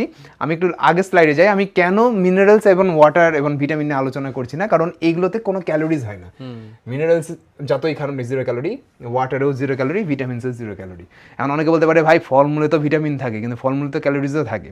রিজনটা হচ্ছে ফলমূলে ভিটামিনের ক্যালোরি হয় না, কিন্তু ফলমূলে তো আদার্স এলিমেন্ট আছে, সুগার আছে, কার্বোহাইড্রেট আছে, ফাইবার আছে, ফ্যাট আছে, প্রোটিনও আছে কিছু কিছু ইয়েতে। তো ওগুলোর ক্যালোরিজগুলো আসে। ভিটামিন ইন্ডিভিজুয়ালি কোনো ক্যালোরি হয় না। ভিটামিন খেলে আমাদের, হ্যাঁ, মাত্রাতিরিক্ত ভিটামিন খেলে আমাদের হরমোনাল ইমব্যালেন্স হতে পারে, কিন্তু পর্যাপ্ত পরিমাণে ভিটামিন বা 1-2টা ভিটামিনের ট্যাবলেট খেয়ে নিলে আমাদের বিন্দু পরিমাণ ওজন বাড়বে না। এটা হচ্ছে মানুষের একটু ভুল ধারণা। তো এই জিনিসে আসি। অনেকে আবার বলে যে ভাই পানি পান করার পর দেখি ওজন বেড়ে যায়। পানি খেলে আসলে ভাই ওজন বাড়ছে, সেটা ওয়াটার ওয়েট, সেটা তো চর্বি না। আমাদের সবসময় মাথায় রাখতে হবে যে আমরা চর্বির ওজন বাড়াবো না, ওয়াটার ওয়েট বাড়ুক আমার শরীরে, মাসেলের ওয়েট বাড়ুক, সমস্যা নাই, কারণ সেগুলো আমাদের শরীরের জন্য হেলদি। তো এটা হচ্ছে বিষয়। আর হচ্ছে বাকি জিনিসগুলো আমরা যেই জিনিসে ক্যালোরি হয়, যেমন প্রোটিন, কার্বোহাইড্রেট, ফ্যাট, এই জিনিসগুলোতে আসলে ক্যালোরি হয়, আর এইগুলো আমাদেরকে মেপে খাওয়া জরুরি। তো আমরা যেটা করবো যে আমরা অনেক বেশি ডেপথে ঢুকবো না, উপরে আমি বলে দিই। প্রোটিনের সব থেকে ইম্পর্টেন্ট কাজ হলো পেশি তৈরি করা, অথবা যেই পেশি আছে সেটাকে ধরে রাখা। মানে আপনি ধরেন একটা ফিমেল, আমি কিন্তু এখানে ছেলে আর মেয়ের কিন্তু আলাদা নিউট্রিশনাল এক্সারসাইজ হয় না, আমি আবারও বলে দিচ্ছি মাঝখানে। অনেকে মনে করে ভাই এগুলো কি ছেলেরা ফলো করবে না মেয়েরা? দুইজনই সেম, দুইজনের ক্ষেত্রে বডি আলাদা আলাদাভাবে ইম্প্যাক্ট ফেলে, সেটা আমি পরে আলোচনা করছি। তো দুজনের যেহেতু হরমোন আলাদা, দুজনের বডিতে একই সেম খাবার দুইভাবে রিঅ্যাক্ট করে, কিন্তু কিছু বেসিক জিনিস আছে যেগুলো সব সেম। যেমন প্রোটিন ছেলে মানুষের শরীরেও মাসল তৈরি করবে, মেয়েদের তৈরি করতে পারবে না, কারণ মেয়েদের আবার টেস্টোস্টেরন হরমোন নাই। তো মেয়েদের যে মাসল অলরেডি আছে তার হাড্ডির পাশে, বোনগুলোর পাশে স্কেলেটন মাসল আছে, সেগুলোকে আবার ঠিকঠাক রাখবে। আর যে মাসল আছে ব্যায়াম করলে মাসলগুলো স্ট্রং হবে। তো এটা হচ্ছে মেয়েদের কাজ। ছেলেদের হচ্ছে মাসল বড় হবে যদি প্রোটিনটা বেশি হয়। কার্বোহাইড্রেট হচ্ছে আমাদের মেন এনার্জি সোর্স বা মেন ফুয়েল যেটা বলা হয়। মানে কার্বোহাইড্রেট যদি একদমই কমাই দেন তাহলে মাথা ঝিমঝিম করবে, ব্রেনের ফাংশন ঠিক মতো কাজ করবে না, শরীরের এনার্জি কমে যাবে। এই জন্য আমরা যারা কিটো ডায়েট করতে চাই, আমরা বলি যে যদি হাত পা হাঁটু ভাঙ্গা থাকে, ব্যায়াম করার ক্ষমতা না থাকে, সেক্ষেত্রে কিটো ডায়েট করেন। যদি ব্যায়াম করার ক্ষমতা থাকে সেক্ষেত্রে কিটো ডায়েট করেন না, কারণ কার্বোহাইড্রেট এক্সারসাইজ করলে কার্বোহাইড্রেট অবশ্যই খেতে হবে, নাহলে এনার্জি কমে যাবে, ড্রপ করবে। ইনফ্যাক্ট বিভিন্ন রিসার্চে এখন দেখানো হচ্ছে যে যারা একদমই কার্বোহাইড্রেট খায় না কিন্তু স্ট্রেংথ ট্রেনিং করে, তাদের মাসল উল্টে আরও লস হয় বিল্ড হওয়ার বদলে। এটা আমি পরে আসছি, আর নাকি আমি এখনই বলবো? আচ্ছা, এখনই বলে দিই। এই জিনিসটা হচ্ছে যে আমাদের যে মাসলগুলো আছে, এই মাসলগুলো কিন্তু 85% পানি দিয়ে তৈরি হয়, মানে পানি থাকে মাসলের ভিতরে। তো এই মাসলগুলোতে পানি জমা হচ্ছে এই কার্বোহাইড্রেট। 1 গ্রাম কার্বোহাইড্রেট 3 গ্রাম করে আমাদের মাসলে পানি জমে রাখে। তো যখন আপনি কার্বোহাইড্রেট পুরোপুরি ভ্যানিশ করে দিলেন, তখন কি হবে, মাসল থেকে পানি শুকাতে শুরু করবে, যার কারণে মাসল আর গ্রো করবে না। আর মাসলে তো পানিই নাই, গ্লাইকোজেন জিনিসটা মাসলের ভিতর থেকে গ্লাইকোজেন বের হয়ে যাচ্ছে, যার কারণে পানিও বের হয়ে যাচ্ছে, যার কারণে আপনার মাসল আর বড় হবে না, এক জায়গায় থাকবে, অনেক ক্ষেত্রে লসও হবে। ধরেন আপনি পর্যাপ্ত পরিমাণে প্রোটিন খেয়েছেন, ওয়েট ট্রেনিং করছেন, কিন্তু আপনি কার্বোহাইড্রেট দেননি, আপনার মাসল লস হবে। এটা নতুন রিসার্চে দেখানো হয়েছে। আমি এগুলো হচ্ছে নতুন রিসার্চ, এগুলো আমি ভিডিও এখনো বানাতে পারিনি কন্টেন্ট, আস্তে আস্তে এগুলো রিলেটেড কন্টেন্ট আরও ডিটেলসে চলে আসবে। আর হচ্ছে ফ্যাট, এখন 9 ক্যালোরিজ পার গ্রাম। এখন প্রতি 1 গ্রাম ফ্যাটে 9 ক্যালোরি থাকে, 1 গ্রাম কার্বোহাইড্রেটে 4 ক্যালোরি, 1 গ্রাম প্রোটিনে 4 ক্যালোরি। এখন অনেকে বলে যে ফ্যাটে তো ভাই প্রচুর ক্যালোরিজ, তো ফ্যাটকে অ্যাভয়েড করবো না। ফ্যাট তো অনেকগুলো ইম্পর্টেন্ট কাজ করে আমাদের শরীরে। যেমন আপনার মানে স্কিনের জন্য, আমাদের স্কিনের জন্য ফ্যাট অনেক বেশি কাজ করে। আমাদের হরমোন যে প্রোডাকশন হয়, মানে আমাদের যে ইনসুলিন সেন্সিটিভিটি বাড়ে, মানে আমাদের শরীরে যে ইনসুলিন হরমোন আছে, অনেকে দেখবেন ইনসুলিন হরমোন তৈরি হয় কিন্তু তার সেন্সিটিভিটি থাকে না বলে তার ব্লাডে সুগার লেভেল বাড়ে, মানে ইনসুলিন কাজ করতে পারে না। তো ইনসুলিনের সেন্সিটিভিটি বাড়ায় হচ্ছে ফ্যাট। তো এই ফ্যাট যদি, আর ফ্যাট আবার হচ্ছে অনেক ধরনের হয়, তার ভিতরে হেলদি ফ্যাট নিয়ে আমরা এখানে যেমন হেলদি ফ্যাটের উদাহরণ দেওয়া আছে, কয়েক ধরনের দেওয়া আছে। তো এই হেলদি ফ্যাটগুলো আমরা খাবো, সেটা আমরা পরে জানছি। আর এই যে আমরা যে ভিটামিনগুলো খাই, যেমন ফলমূল খাচ্ছি বা যে কোনো শাকসবজি খাচ্ছি, যেখানে যে ভিটামিনগুলো থাকে, সেই ভিটামিনগুলোর ভিতরে আবার ফ্যাট সলিবল, ওয়াটার সলিবল এরকম ভিটামিন হয়। তো ফ্যাট সলিবল যে ভিটামিন, সেগুলো হেলদি ফ্যাট না খেলে আপনার শরীরে যাবে না, মানে আপনার শরীর ভিটামিন খেলেন কিন্তু অ্যাবজর্ব করবে না। এই কারণে এই ভিটামিনের দরকার হয়। আর এনার্জি প্রোডাকশন, এটা হচ্ছে ফ্যাট থেকেও এনার্জি আসে, কারণ কার্বোহাইড্রেট যদি কেউ না খায় তাহলে আমাদের শরীর এনার্জির জন্য ফ্যাটকে ব্যবহার করে, কিন্তু যদি কেউ মোটামুটি কার্বোহাইড্রেট খায় তখন ফ্যাটটা হরমোন প্রোডাকশনের কাজে দেয়। মানে যে কোনো একটা, ধরেন আপনি একটা বাদ দিলে আমাদের বডি অন্য একটা জায়গা থেকে সেটা নেওয়ার চেষ্টা করে, কিন্তু কিছু না কিছু হ্যাম্পার করে। আমাদের শরীরের জন্য কিন্তু 3 ধরনের নিউট্রিশনই দরকার, ঠিক আছে? নাহলে তো এই খাবারগুলো থাকতো না। দুনিয়াতে এই খাবারগুলো আছে মানে আমাদের শরীরের জন্য 3 ধরনের দরকার, এদের পরিমাণ আছে। যেমন অনেকে বলে ভাই চিনি খাওয়া দরকার, চিনি তো কার্বোহাইড্রেট। এখন কার্বোহাইড্রেট তো কমপ্লেক্স, সিম্পল 2 ধরনের হয়। চিনি হচ্ছে প্রসেস, আমাদের শরীরের জন্য প্রসেস কার্বোহাইড্রেটের দরকার নেই। সিম্পল কার্বোহাইড্রেট আমাদের কমপ্লেক্স কার্বোহাইড্রেটের দরকার আছে, যেটা আমরা ন্যাচারাল ফুডের ভিতরে পাই, যেমন হচ্ছে শাকসবজিতে পাচ্ছি, ফলমূলে পাচ্ছি। আমাদের প্রবলেম হচ্ছে আমরা ওই কার্বোহাইড্রেট তো চিনি, আমরা মনে করি যে তার মনে হয় সাদা চিনির দরকার আমাদের শরীরে, এটা হচ্ছে সমস্যা। আস্তে আস্তে এগুলো জিনিসগুলো আমরা আরও জানবো। এখন দেখেন যে আপনার শরীর সারাদিনে কত ক্যালোরিজ দরকার আপনার শরীরে, আপনি যদি এটা না জানেন যে আপনার শরীর কত ক্যালোরি সারাদিনে কীভাবে ব্যয় করে, তাহলে আপনি কোনোদিনও ওই ডায়েট প্ল্যান তৈরি করতে পারবেন না নিজের জন্য। তো এটা ডায়েট প্ল্যান বানানোর জন্য খুব জরুরি। টোটাল ডেলি এনার্জি এক্সপেন্ডিচার বলা হয়, এটাকে TDEE বলা হয়। অর্থাৎ আপনি ধরেন সারাদিনে যদি 2000 ক্যালোরি বার্ন করেন, তাহলে আপনার এই 2000 ক্যালোরির ভিতরে 60% ক্যালোরিজ আপনার কোনো কাজ না করলেও বার্ন হবে। বেসাল মেটাবলিক রেট যেটা বলা হয়, মানে আমাদের ব্রিদিং সিস্টেম, হার্টবিট সিস্টেম আর ইমিউন সিস্টেম, এগুলো কিন্তু আমরা কেউ উইলিংলি করি না। ব্রিদিং কিন্তু এটা এগুলো কেউ সাবকনসিয়াস মাইন্ডে আমরা করে ফেলি। হার্টবিটও আমরা মানে চেষ্টা করি বা না করি, হার্টবিট আমাদের বন্ধ হবে না, হ্যাঁ মারা যাবার পর বন্ধ হবে। তো এই জিনিসগুলোই আমার 60% ক্যালোরি বার্ন করে ফেলে। অর্থাৎ আপনার যদি TDE 2000 আসে, আপনি সাধারণত TDE বের করবেন কীভাবে, পরে আমরা মেথডটা দেখাচ্ছি। কেউ চাইলে ChatGPT-কে আপনি জাস্ট নিজের ওজন এরকম অনেক কিছু দিয়ে দিবেন, ChatGPT-কে জিজ্ঞেস করবেন আগে যে TDE পরিমাপ করার জন্য কী কী তথ্য আপনাকে দেওয়া জরুরি, ChatGPT আপনাকে বলে দিবে, ওই তথ্যগুলো আপনি দিয়ে দিলে আপনার TDE বের করে দিবে। ওটা আনুমানিক, একদম 100% অ্যাকুরেট হবে না, কিন্তু 95% দিয়েও কাজ চলে। অনেকটু যেমন আমি যেমন বডি কম্পোজিশন টেস্ট করে আমি জানি আমার বেসাল মেটাবলিক রেট কত, আমার 1640 এর মতো বেসাল মেটাবলিক রেট। সো আমি যদি জাস্ট বেঁচে থাকি, যেটা বললাম আমি জাস্ট ঘুমাইলাম বা জেগে থাকলাম, নিঃশ্বাস নিয়ে আমার ভিতরে অর্গান সাপোর্ট করলো, আমি 1640 ক্যালোরি ওখান থেকেই বার্ন করছি। এবং এখানে যেটা দেয়া আছে 60% হলো ওখানে, তার মানে আমার ফুল ক্যালোরি বার্ন হয় 60%, তো 2600 থেকে 2800 মতো হবে। So that's how it is. So মানুষ ভাবে যে এক্সারসাইজ করে সবথেকে বেশি ক্যালোরি বার্ন করে, না, আপনি ঘুমালে সবথেকে বেশি ক্যালোরি বার্ন হয়। কারণ আমি আপনাকে বলি, আমরা ঘুমাই কতক্ষণ, 7 থেকে 8 ঘন্টা, 7 ঘন্টায় ধরলাম। ওই 7 ঘন্টা যে আমরা 7 ঘন্টা ঘুমাচ্ছি, প্রতি ঘন্টায় 65 ক্যালোরি, যার ওজন অনেক বেশি তার বেশি ক্যালোরি বার্ন হয়, অ্যাভারেজে 65 ক্যালোরি বার্ন হয়। তাহলে 420 ক্যালোরি আপনি বার্ন করলেন ঘুমানো অবস্থায়। আবার এটা বলবো তাহলে ভাই এক্সারসাইজ করা কি দরকার, আমি তাহলে ঘুমাই। হ্যাঁ, তো এখানে এক্সারসাইজের কি ইম্পর্টেন্স আছে ওটা আমরা পরে আসছি, এক্সারসাইজ কেন করতে হয়। তারপর দেখেন যে নন এক্সারসাইজ অ্যাক্টিভিটি, অর্থাৎ আমরা এক্সারসাইজের উদ্দেশ্যে যেগুলো করছি না, যেমন নর্মাল হাঁটছি, যেমন এখানে আসলাম, সিঁড়ি বেয়ে উঠলাম, বাসা বাড়িতে কোনো কিছু গুছাচ্ছি, পড়াশোনা, এখন যে কাজ করছি, এখন যে কাজ শিখাচ্ছি, হাত নাড়াচ্ছি, এটা দেখাচ্ছি, তো এই জিনিসগুলোতে 20% ক্যালোরি বার্ন হয়ে যায়। মানে আপনি সারাদিনে যদি 2000 ক্যালোরি বার্ন করেন, 400 ক্যালোরি আপনার এখানেই শেষ। তাহলে আপনার দেখেন এদিকে 60%, এদিকে 20%, আপনার কিন্তু 80% ক্যালোরি অলরেডি বার্ন। তাহলে আপনার বাকি আর কি থাকছে? আমি আগে থার্মিক এফেক্ট অফ ফুডে আসি, এক্সারসাইজে পরে আসি। থার্মিক এফেক্ট অফ ফুড হলো আমরা যখন কোনো একটা খাবার খাই, তখন সেটাকে চিবিয়ে খাওয়ার কারণে আমাদের গালের মাসল কাজ করে, আমাদের ভিতরে যে কিডনি আছে, আমাদের হার্ট আছে, লিভার আছে, আমাদের ইমিউনিটি সিস্টেম, মানে এটা হচ্ছে আমাদের বডিটা যে ফুডটাকে অ্যাবজর্ব করে, এগুলো সব কিছু কিন্তু ক্যালোরি বার্ন করে। যেই মানে ফুডটা চিবিয়ে বা হজম করতে আমাদের শরীর সব থেকে বেশি খরচ করে, সেটা হচ্ছে প্রোটিন। তো প্রোটিনের থার্মিক ইফেক্ট অফ ফুড অনেক বেশি হয়। তো এগুলোর কারণে আমাদের শরীর ক্যালোরি বার্ন করে। অর্থাৎ আমি যে খাবার খাচ্ছি, সেই খাবারটাও কিন্তু আমাদের শরীরে ক্যালোরি বার্ন করে। তো আমি একটু আগে বললাম না, প্রোটিনে 4 ক্যালোরি 1 গ্রাম প্রোটিনে। তো প্রোটিনের থার্মিক ইফেক্ট অফ ফুড এবং ফাইবারের থার্মিক ইফেক্ট অফ ফুড অনেক হাই হয়। তো প্রোটিনে 1 গ্রামে পান আপনি 4 ক্যালোরি, কিন্তু প্রোটিনকে যখন আপনি খাবেন 1 গ্রাম, তখন সেই প্রোটিনটা হজম হতে যায় আপনার 1.5 থেকে 2 ক্যালোরি বার্ন হয়ে যায়। অর্থাৎ প্রোটিন আপনি একটা ব্যায়াম করার মতো হয়ে যায় প্রোটিন খাওয়া। আমার 1 গ্রাম প্রোটিনে 4 গ্রাম ক্যালোরি 4 ক্যালোরি ইনটেক হচ্ছে, বাট ওটা আবার বার্ন করতে, ওটা আবার আপনার শরীরে অটোমেটিক বার্ন করছে, ঠিক আছে। কিন্তু এই সেম জিনিসটা চিনির ক্ষেত্রে আবার হয় না, জিরো। বা সুগারি কোনো ড্রিঙ্কস এর ক্ষেত্রে জিরো। অর্থাৎ সুগারি কোনো ড্রিঙ্কস এর মাধ্যমে আপনি যদি 100 ক্যালোরি ঢোকান, সেটা পুরোটাই আপনার শরীর রক্তে যে সুগার লেভেল বাড়াবে, সেটা আপনার কিডনিকে প্রসেস করা লাগবে না বা বার্ন করা লাগবে না। সেটা থার্মিক ইফেক্ট অফ ফুড একদম জিরো হয়। এই কারণে ফলমূলকে চিবিয়ে খেতে বলা হয়। আমি একটা ভিডিও তৈরি করেছিলাম, ফলমূল কখনো জুস বানিয়ে পান করতে হয় না। জুস বানিয়ে পান করলে সেখান থেকে যখন ফাইবারটা আমরা ছেঁকে আলাদা করে ফেলি, তখন সেই সুগারটা যে ডিরেক্ট আমাদের ব্লাডে সুগার লেভেল বাড়ায় এবং লিভারে ফ্যাট জমায়। আর সেটা থার্মিক ইফেক্ট অফ ফুড একদম জিরো হয়। কিন্তু যখন সেই ফুডটাকে আমরা চিবিয়ে খাচ্ছি ফাইবার সহ, আঁশ সহ, তখন সেটা থার্মিক ইফেক্ট অফ ফুড অনেক হাই হয়, যার কারণে সুগার লেভেল বাড়তেছে। এই জন্য তাজ তোমাকে না জেনে দেখছো একটাও জুস বানায় না, সবগুলো যাক খুবই ভালো, চিবিয়ে জন্য খেতে পারো। এই কারণে দেখবেন আমি যদি খেজুরের কথা বলি, অনেকে বলে ভাই খেজুর তো অনেক মিষ্টি, কিন্তু খেজুরের কিন্তু গ্লাইসেমিক ইন্ডেক্স অফ যেটা আছে, গ্লাইসেমিক ইন্ডেক্স, সেটা কিন্তু খুব লো। গ্লাইসেমিক ইন্ডেক্স হচ্ছে কোন একটা খাবার কত দ্রুত গতিতে আমাদের রক্তে চিনির পরিমাণ বাড়াচ্ছে। খেজুরের গ্লাইসেমিক ইন্ডেক্স লো হওয়ার সব থেকে মূল কারণ হলো খেজুরের ভিতরে ফাইবার। তো কার্বোহাইড্রেট খারাপ না যদি সেখানে ফাইবার থাকে। যেমন সাদা চালের ভাত খুব দ্রুত সুগার রেজ করে, নর্মাল যে সাদা চিনি সেটার স্কোর হলো 60 থেকে 65, আর সাদা চালের ভাতের স্কোর হচ্ছে 72।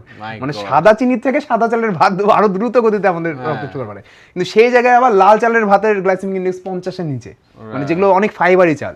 মানে তো এই জিনিসটা বুঝতে হবে, মানে কার্বোহাইড্রেটকে আনহেলদি বানাই সেই জিনিসটা থেকে যখন আমরা ফাইবারটাকে ছেটে আলাদা করি, ঠিক আছে? যেমন ফ্রুটসও কার্বোহাইড্রেট, ফ্রুটসকে যখন আমরা জুস বানিয়ে ফাইবারকে আলাদা করে ফেলবো সেটা আনহেলদি, কিন্তু ফ্রুটস যখন আমরা চিবিয়ে খাবো সেটা হেলদি। যেমন কুসুরের শরবত অনেকে পান করে, সেটা কিন্তু পুরোপুরি আনহেলদি। মানুষকে বলা যায় না, যারা কুসুরের রসের ব্যবসা করে গালি দিবে আমাকে, কিন্তু আসলে কিন্তু এটা খুবই অনেক বেশি আনহেলদি। আপনি কুসুরকে চিবিয়ে খান, ঠিক আছে? তো এটাতে আপনার গালের মাসল কাজ করবে, আপনার হচ্ছে ভেতরে যে ফাইবার যাচ্ছে, কুসুরের যে নর্মাল যেটাকে জুস বানানো হয় সেখানে অনেক ফাইবার থাকে, যেটা আমাদের গ্লাইসেমিক ইন্ডেক্স বা গ্লাইসেমিক লোডটাকে অনেক কমায়। তো এই জিনিসগুলো অনেকগুলো ব্যাপার আছে যেগুলো আমরা ছোট ছোট জিনিসগুলো ভুল করি। যেমন আমাদের আদি পুরুষেরা তো কেউ জুস বানিয়ে খেত না, আস্ত ফলই খেত, কুসুরও আস্তই খেত। আমরা এই জিনিসটাকে প্রসেস করে করে জিনিসটাকে খারাপ, আমরা যা দেখছি যে আখটা একদম এটা হচ্ছে মানে পারফেক্ট প্রপার ওয়ে।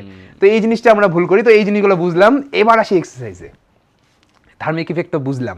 এক্সারসাইজ হচ্ছে আমি ওয়েট লিফটিং করছি, রানিং করছি, স্পোর্টস করছি, এগুলো সব কিছু মিলিয়ে আমার 10% বার্ন হচ্ছে। অর্থাৎ আইমান ভাই যেমন উনি বলেন 2800 ক্যালোরির মতো তার টিডি আসছে, টোটাল ডেলি এনার্জি এক্সপেন্ডিচার, হয়তো বা 280 ক্যালোরি সে এক্সারসাইজ করে বার্ন করতে পারবে। কারণ 1 ঘন্টার বেশি আবার 2 ঘন্টার বেশি এক্সারসাইজ করলে আবার তার ক্যারিয়ার হ্যাম্পার হবে, মাসলও লস হবে। এগুলো অনেক ব্যাপার আছে। এক্সারসাইজ জিনিসটা ডেপথটা অনেক বেশি। যেমন অতিরিক্ত এক্সারসাইজ করলে কর্টিসল রেজ হয়, এগুলো অনেক ডেপথের বিষয়। এগুলো যারা আমার ভিডিও অনেকে দেখেছেন সেটা বুঝতে পারবেন। তো আমরা ভিতরে না যাই। তার মানে আপনি মনে করতে পারেন যে ভাই আজকে তো একটা পিৎজা বেশি খেয়ে ফেললাম, তাহলে একটু যে এক্সারসাইজ বেশি করবো না। আপনি যতই বেশি এক্সারসাইজ করেন আপনি ওই 300 ক্যালোরি বেশি বা 400 ক্যালোরি বেশি বার্ন করতে পারবেন না। একটা পিৎজাতে থাকে 700 থেকে 800, যদি বড় যত বড় হবে তত বেশি, 1200 ক্যালোরিও হয় কিছু কিছু পিৎজায়। আমি 1.5 ঘন্টা খেলি, 5 কিলোমিটার প্লাস। আমি যখন খেলি তখন আমার আউটডোর রান অন করা থাকে, কারণ আমি ট্র্যাক করি যে প্রতিদিন কতটুকু খেলার মধ্যে দৌড়ানো হচ্ছে। সো 5 কিলোমিটার প্লাস মাইনাস হয় 400 সামথিং ক্যালোরির মতো বার্ন হয়। হ্যাঁ, তো হেভি 1.5 ঘন্টা ফুটবল খেলেও 400 ক্যালোরি বার্ন হচ্ছে। তাহলে এটাই তো মানে আমি একদিন বেশি ফুড খেয়ে ফেললাম, কিভাবে ম্যানেজ করব? আমি পরের দিন সেটাকে মেকআপ করব বা পরের বেলাতে সেটাকে মেকআপ করব লো ক্যালোরি ফুড দিয়ে। এটা আমি বোঝানোর চেষ্টা করি যে কখনো বেশি খাবার খেয়ে ফেলেছেন, ফাইন, কোনো সমস্যা নাই, কিন্তু পরের বেলা আপনি মেকআপ করেন। আপনি মনে করছেন একটু বেশি খেয়ে ফেললাম, একটা বার্গার খেয়ে ফেললাম, যে এক্সারসাইজ করি, কোনো লাভ নাই, আপনার বডিতে ফ্যাট গেইন হবে, ঠিক আছে? তো কারণ আপনি অতটা বেশি ক্যালোরি বার্নই করতে পারবেন না। আর যদি চেষ্টা করেন তখন আপনার লিভার আবার আপনি চিনি তৈরি করবে স্ট্রেস হরমোনের কারণে। মানে যারা চিন্তা করে যে ভাই মানে হঠাৎ করে আমার একটু বেশি পরিমাণে পরিশ্রম করা লাগবে বা আজকে বেশি ব্যায়াম করা লাগবে, তো আমাদের এটা আদি পুরুষের আমাদের বায়োলজিক্যাল প্রসেস ছিল যে আমরা ধরেন হঠাৎ করে খাবার পাচ্ছি না দীর্ঘদিন ধরে, তো আমাদেরকে তো শিকার করার জন্য প্রচুর দৌড়ানো লাগছে বা খোঁজা লাগছে, তখন আমাদের ব্রেন আপনি কর্টিসল হরমোন রেস করতো। আর এই কর্টিসল আমাদের লিভারকে চিনি তৈরি করার জন্য সংকেত প্রদান করতো। রিজনটা কি? যেন আপনার শরীর থেকে চর্বি কমে আপনি মারা না যান, মানে আপনি যেন দীর্ঘক্ষণ বেঁচে থাকেন, শিকার না পেলো।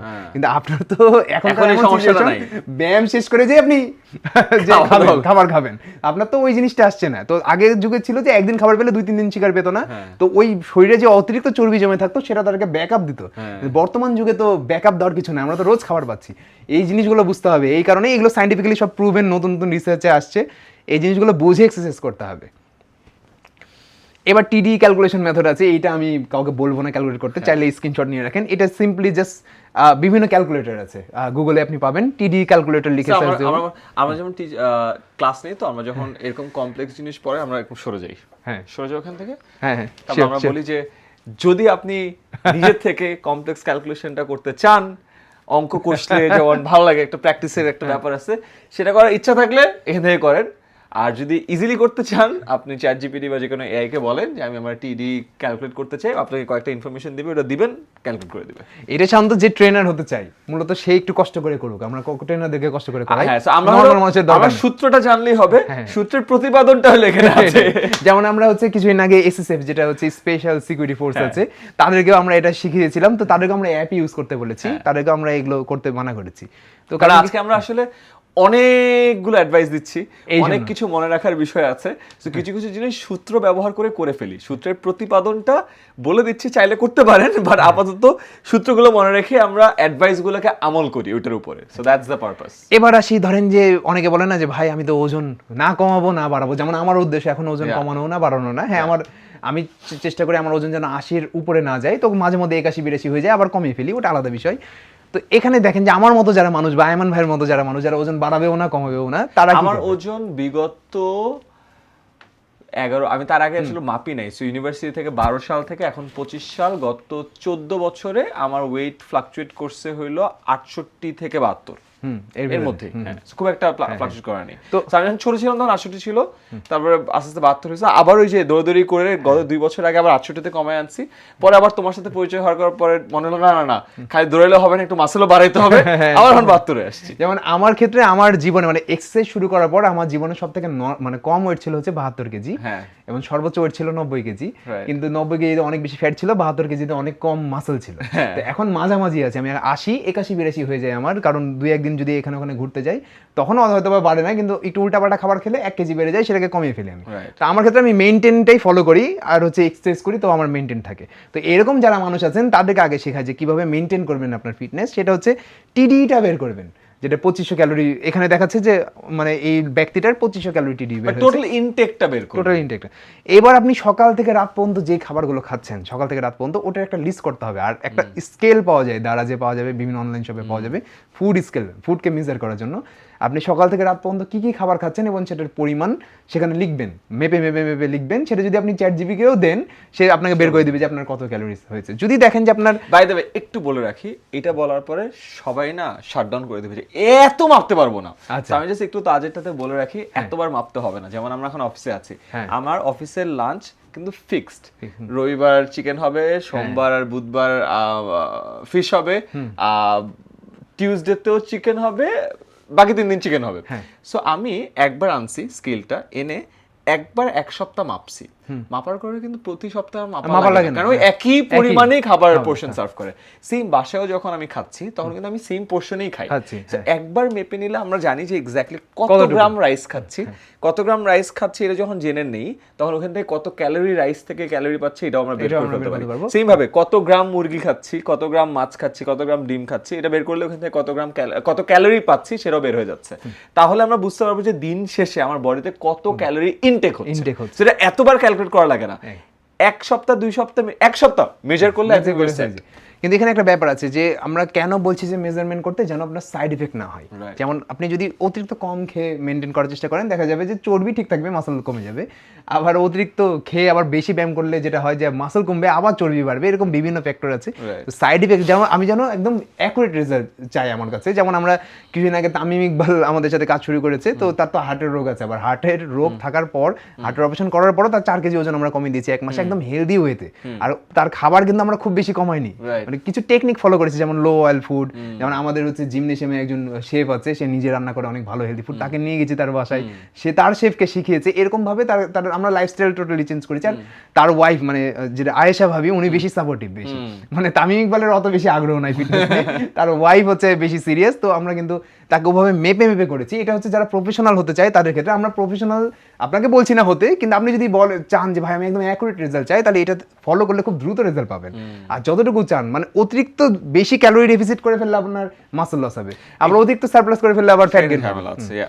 এখানে একটা জিনিস বলা উচিত যে মানুষ, আমরা যে টিভিতে অ্যাড দেখি না যে মানে এরকম ক্রাঞ্চ দিতে থাকলে আপনার এইখানকার মেদ কমে যাবে, এগুলো কিন্তু আসলে হয় না। আপনার ওজন কমাইতে হইলে আপনার বেসিক্যালি ক্যালোরি ডেফিসিট থাকা লাগবে। এটা মনে হয় আমাদের একে দেখাইলে একটু সুবিধা হবে, রাইট? আমিও এই জিনিসটা ওই স্পট রিডাকশনে আলোচনা করছিলাম। আচ্ছা, সমস্যা নাই। সো আমরা যদি একটু একে দেখাই, সেটা হলো আপনি মনে করেন আপনার বডি, সো আপনার বডিতে একটু আগে ওরে ক্যালকুলেশনে দেখালো যে দিনে 2500 ক্যালোরি ইনটেক করতেছেন, আর বেসাল মেটাবলিক রেট মানে আপনি জাস্ট বেঁচে আছেন এটা থ্রুতে 60%, এন্ড বাকি সবগুলো থেকে লেটস সে আপনি আরো 2500 ক্যালোরি বার্ন করছেন, আপনার ওজনটা সেম থাকবে। মানে এটা ধরেন যে ফিল এইটুকুটা পানি, হ্যাঁ এইটুকুটা পানি, তো এই পানি বিন্দু মাত্র কমলো না, রাইট? তো এই দিক দিয়ে 2500 ক্যালোরি ঢুকছে, এই দিক দিয়ে বের হচ্ছে, ঠিক আছে? যখনই আপনি একটু এই যে ঢোকার পরিমাণ বেশি হবে আর বের হওয়ার পরিমাণ কম হবে, তখন সো লেটস সে আপনি ওজন কমাইতে চান, তাহলে আপনি আইদার ইনটেকটা কমাই দিবেন। সো লেটস সে এটাকে 2000 করলেন, 2500 বাড়তেছে মানে বার্ন করে ফেলছেন। তো প্রতিদিন আপনার 500 ক্যালোরি ডেফিসিট থাকতেছে। এই ডেফিসিট হলো 7700 ডেফিসিটে আমার মনে হয় 7500 তে 1 কেজি, 3500 তে 7000 এ হচ্ছে আপনার 1 কেজি কমে, 3500 তে হচ্ছে 1 পাউন্ড। 3500 যদি ডেফিসিট করি তাহলে 1 পাউন্ড, তাহলে 7500 করলে 1 কেজির কাছে, 1 কেজি কাছাকাছি। সো এরকম 500 করে লেটস সে তখন 2 সপ্তাহ যদি আমি এটা মেইনটেইন করি যে 2000 ইনটেক করব, 2500 বার্ন করব, প্রতিদিন 500 ডেফিসিট থাকবে, 2 সপ্তাহ পর আমার 1 কেজি কমবে। হ্যাঁ, 2 সপ্তাহ পর 1 কেজি কমবে, আর সেটা হবে পিওর ফ্যাট, এর সাথে কিন্তু ওয়াটার ওয়েটও কমবে। তো অনেকে দেখেন না, অনেকে বলে যে ভাই আমি তো প্রথম জিম শুরু করেছি, আমার প্রথম সপ্তাহে 2 কেজি কমে গেছে, রাইট? ওটা আসলে পানি, তার হয়তো বা চর্বি কমেছে যে 1/2 কেজি বা 1 কেজি ম্যাক্স, কিন্তু বাকিটা পানি কমেছে, Right. ঠিক আছে? তো এটা হচ্ছে ব্যাপার। আবার অনেকে বেশি ক্র্যাশ ডায়েট করে, তাদের আবার মানে মাসল আর চর্বি দুটাই কমে। আরেকটা জিনিস বলে রাখা দরকার, এটাকে যদি বডি ভাবি, আমরা এটা দেখলাম এটা পানির বোলের মতো কাজ করে। পানির বোলের এইখান থেকে যেমন পানি সরানো যায় না, ঠিক তেমনি ভাবে আপনার বডির তলপেটের এই জায়গার ভুঁড়িটা আপনি কমাইতে পারবেন না। এটাকে বলা হয় স্পট রিডাকশন। হ্যাঁ, Spot তবে reduction এখানে একটা possible ব্যাপার না। আছে, হিউম্যান বডির একটা বিশেষত্ব হচ্ছে যে হিউম্যান বডির যে বডি পার্ট আমি এক্সারসাইজ করছি, ওই বডি পার্টের ব্লাড ফ্লো বেড়ে যাওয়ার কারণে নতুন চর্বি ওখানে জমতে পারে না এক্সারসাইজ করার কারণে, বাট অনেক কম, কিন্তু ওর পরিমাণটা অনেক কম। আপনি যদি পুরাতন চর্বি কমাতে চান তাহলে আপনাকে ক্যালোরি ডেফিসিট করতে হবে। স্পট রিডাকশন পসিবল না, বাট স্পটে মাসল বিল্ড করা পসিবল। আমি এই মাসলটা বিল্ড করছি, আমি এখানে এক্সারসাইজ করলে এখানকার মাসলটা বিল্ড হবে, বাট এইটা করলে এখানকার ফ্যাট কমবে না। হ্যাঁ, তবে হ্যাঁ, এখানে যখন মাসলটা বেড়ে যাচ্ছে তখন কিন্তু ওই মাসলটা কিন্তু আমাদের ব্লাড থেকে আবার সুগার টানতে থাকে। তো এই পার্টিকুলার পার্টটাতে আপনার চর্বি জমার চান্সেসটা কমে যায়, মানে নতুন চর্বি জমার চান্স কমে, পুরোনোটা সরাবে না। পুরোনোটা সরাতে হলে আপনাকে ক্যালোরি ডেফিসিট করতে হবে। এবার আমরা চাচ্ছি হচ্ছে যে আমরা ওজন বাড়াবো, যেটা সারপ্লাস। তো সেক্ষেত্রে যেটা করবো যে আমি ডেইলি 3000 ক্যালোরি কনজিউম করবো। আমার এক্সারসাইজ পরিমাণ বাড়ানোর দরকার নাই, আমি এক্সারসাইজ সহ সবকিছু সহ, আপনি যেমন যদি আপনি গুগলে বিভিন্ন ক্যালকুলেটর আছে ওখানে আপনি লিখে দেন যে আমি সপ্তাহে 4 দিন 5 দিন এক্সারসাইজ করি, ওটা সহ আপনাকে একটা টিডিই দিবে। তো সেই টিডিটা ধরেন আসছে 2500 ক্যালোরি। এক্সারসাইজ আপনি 1 ঘন্টায় করছেন, যেহেতু আপনি স্টুডেন্ট, প্রফেশনাল কোনো অ্যাথলেট না, সেহেতু আপনি এক্সারসাইজের পরিমাণ বাড়ানোর দরকার নাই। আপনি ওই জাস্ট কি করবেন যে ক্যালোরি ইনটেকটা বাড়ায় দেন, আপনি ওজন বাড়তে যাচ্ছেন, পাশাপাশি আপনি রেজিস্ট্যান্স ওয়ার্কআউট করেন, মানে মাসেলে প্রেশার পড়ে, মানে দৌড়ানোর পাশাপাশি। যেমন পাতলা মানুষ বেশি দৌড়াতে গেলে আরো মাসল লস হবে, এমনিতেই মাসল কম, তো রেজিস্ট্যান্স ওয়ার্কআউট করেন।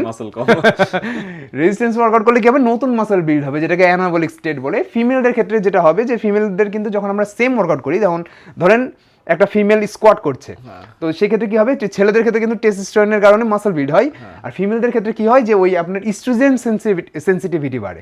মানে আপনার মহিলাদের অল্প ইস্ট্রোজেন, যেমন অনেকের কিন্তু খুব কম ইস্ট্রোজেন উৎপন্ন হয়, যার কারণে তার কিন্তু পিরিয়ডস ঠিকঠাক মতো হতে চায় না। তো মেয়েরা যখন ওয়েট ট্রেনিং করে, রেজিস্ট্যান্স ওয়ার্কআউট করে, তখন তাদের ইস্ট্রোজেন সেন্সিটিভিটি বাড়ে, যার কারণে পিরিয়ডসের সমস্যাটা দূর হয়ে যায়। এটা কিন্তু অনেক বড় একটা ব্যাপার, কিন্তু এটা অনেকে বলতেও চায় না।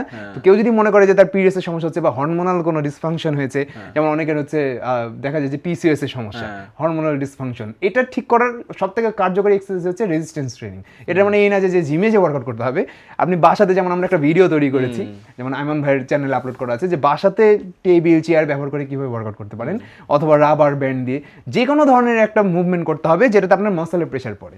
সেটা আপনার ওই ভিডিওটা দেখলে বুঝতে পারবেন। এই এক্সারসাইজ করলে ছেলেদের বডিতে টেস্টোস্টেরনের কারণে মাসল বাড়ে, মেয়েদের বডিতে ইস্ট্রোজেনের কারণে তাদের ইস্ট্রোজেন সেন্সিটিভিটি বাড়ে, তাদের কিন্তু মাসল বাড়ে না, মাসল স্ট্রং হয়।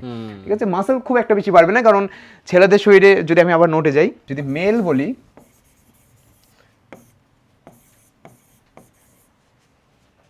ন্যানোগ্রাম এনজি পার ডেসিলিটার, আর ফিমেলের শরীরে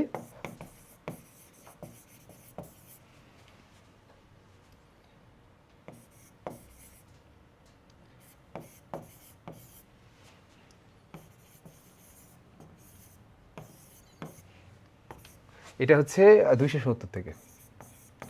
মানে যত ধরনের ছেলে পাওয়া গেছে আজ পর্যন্ত বিভিন্ন মানুষের স্যাম্পল কালেকশন করার ভিতরে সর্বনিম্ন টেস্টোস্টেরনের মাত্রা দেখা গেছে 270। এটা হচ্ছে টেস্টোস্টেরন লেভেল, এটা হচ্ছে টেস্টোস্টেরন।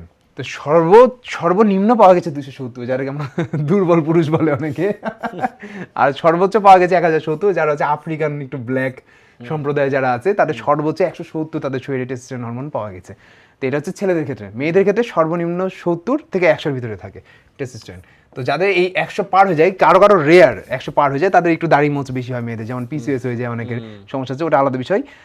ছেলেদের যাদের 270-এর নিচে চলে আসে, তাদের দেখবেন কণ্ঠ চিকন হয়ে যায়, শরীরে হাত পায়ের লোম থাকে না, দাড়ি মোচ গজাতে চায় না, এটা অনেক ব্যাপার আছে। তো টেস্টোস্টেরনের উপরে, মানে মেল যেটা পুরুষের যে বৈশিষ্ট্য, সেটা ডিপেন্ড করে এই টেস্টোস্টেরন হরমোনের উপরে।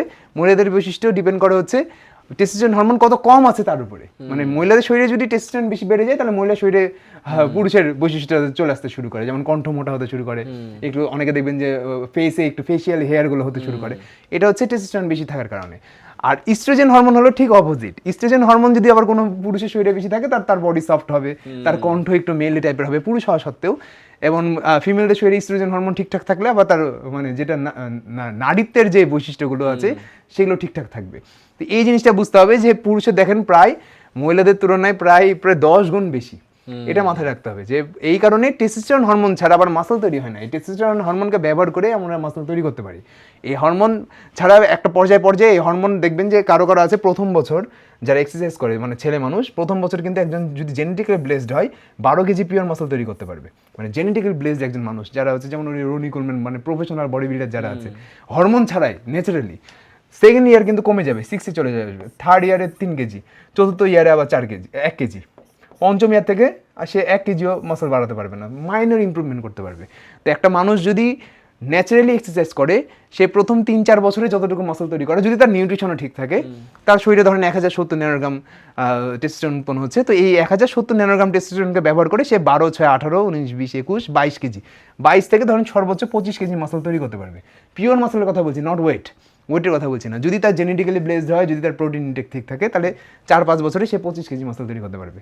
কিন্তু মেয়ের ক্ষেত্রে যেটা হবে 10 ভাগ 2.5 কেজি। তো 2.5 কেজি যে মাসলটা আপনার বাড়বে সেম ওয়ার্কআউট করে, আপনি এটা ন্যাচারাল কথা বলছি, আমি কিন্তু হরমোনের কথা বলছি না, ইনজেক্টেবল কোনো ফর্ম বা মেডিসিনের কথা বলছি না। সেম যদি আপনি ওয়ার্কআউট করেন, স্কোয়াট দেন, ডেডলিফট দেন, হেভি লিফটিং করেন, মহিলাদের শরীরে 2.5 কেজি মাসল বাড়বে। এই 2.5 কেজি আপনার ওই হাড়গুলোকে, বোনগুলোকে সাপোর্ট দিতে যেয়ে শেষ হয়ে যাবে, আপনার বডি বিল্ডারের মতো লুক হয়ে যাবে, এরকম কোনো ব্যাপার না। সো আমরা এটা আলোচনা করলাম, তো আমরা আবার নেক্সট স্লাইডে যাই। তো আমরা সারপ্লাসটা দেখলাম কিভাবে আমরা ওজন বাড়াবো, সেটা আমরা বুঝলাম। এবার ডেফিসিটটা আমরা ঠিক এর অপোজিট, যেই যত ক্যালোরি আমি সারাদিনে বার্ন করছি তার থেকে কম খাবো। এটা খুবই সিম্পল ওয়ে, মানে যারা ম্যাথ বুঝে, মোটামুটি ক্লাস 10 পাস করেছে, তারা সবাই এই জিনিসটা বুঝবে, সিম্পল টেকনিক।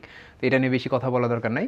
হ্যাঁ, এখন এখানে ব্যাপার আছে যে অনেকে আবার ডেফিসিট করতে চায়, যেটা বিশেষ করে ওজন কমানোর ক্ষেত্রে মানুষজন যেটা ভুল করে, সেটা হলো যে সে দীর্ঘদিন ধরে একটা মিনিমাম অ্যামাউন্ট খাচ্ছে, ধরেন কথার কথা 2500 ক্যালোরির খাবার খাচ্ছে, হঠাৎ করে সে মনে করলো আজকে থেকে আমি স্বাস্থ্য সচেতন, আজকে থেকে আমি প্রচুর ওয়েট কমাতে হবে, সে হঠাৎ করে 1500 ক্যালোরি ডায়েটে চলে গেল। সেক্ষেত্রে কী হবে, আপনার বডি ইমিডিয়েট একটা শক পাবে।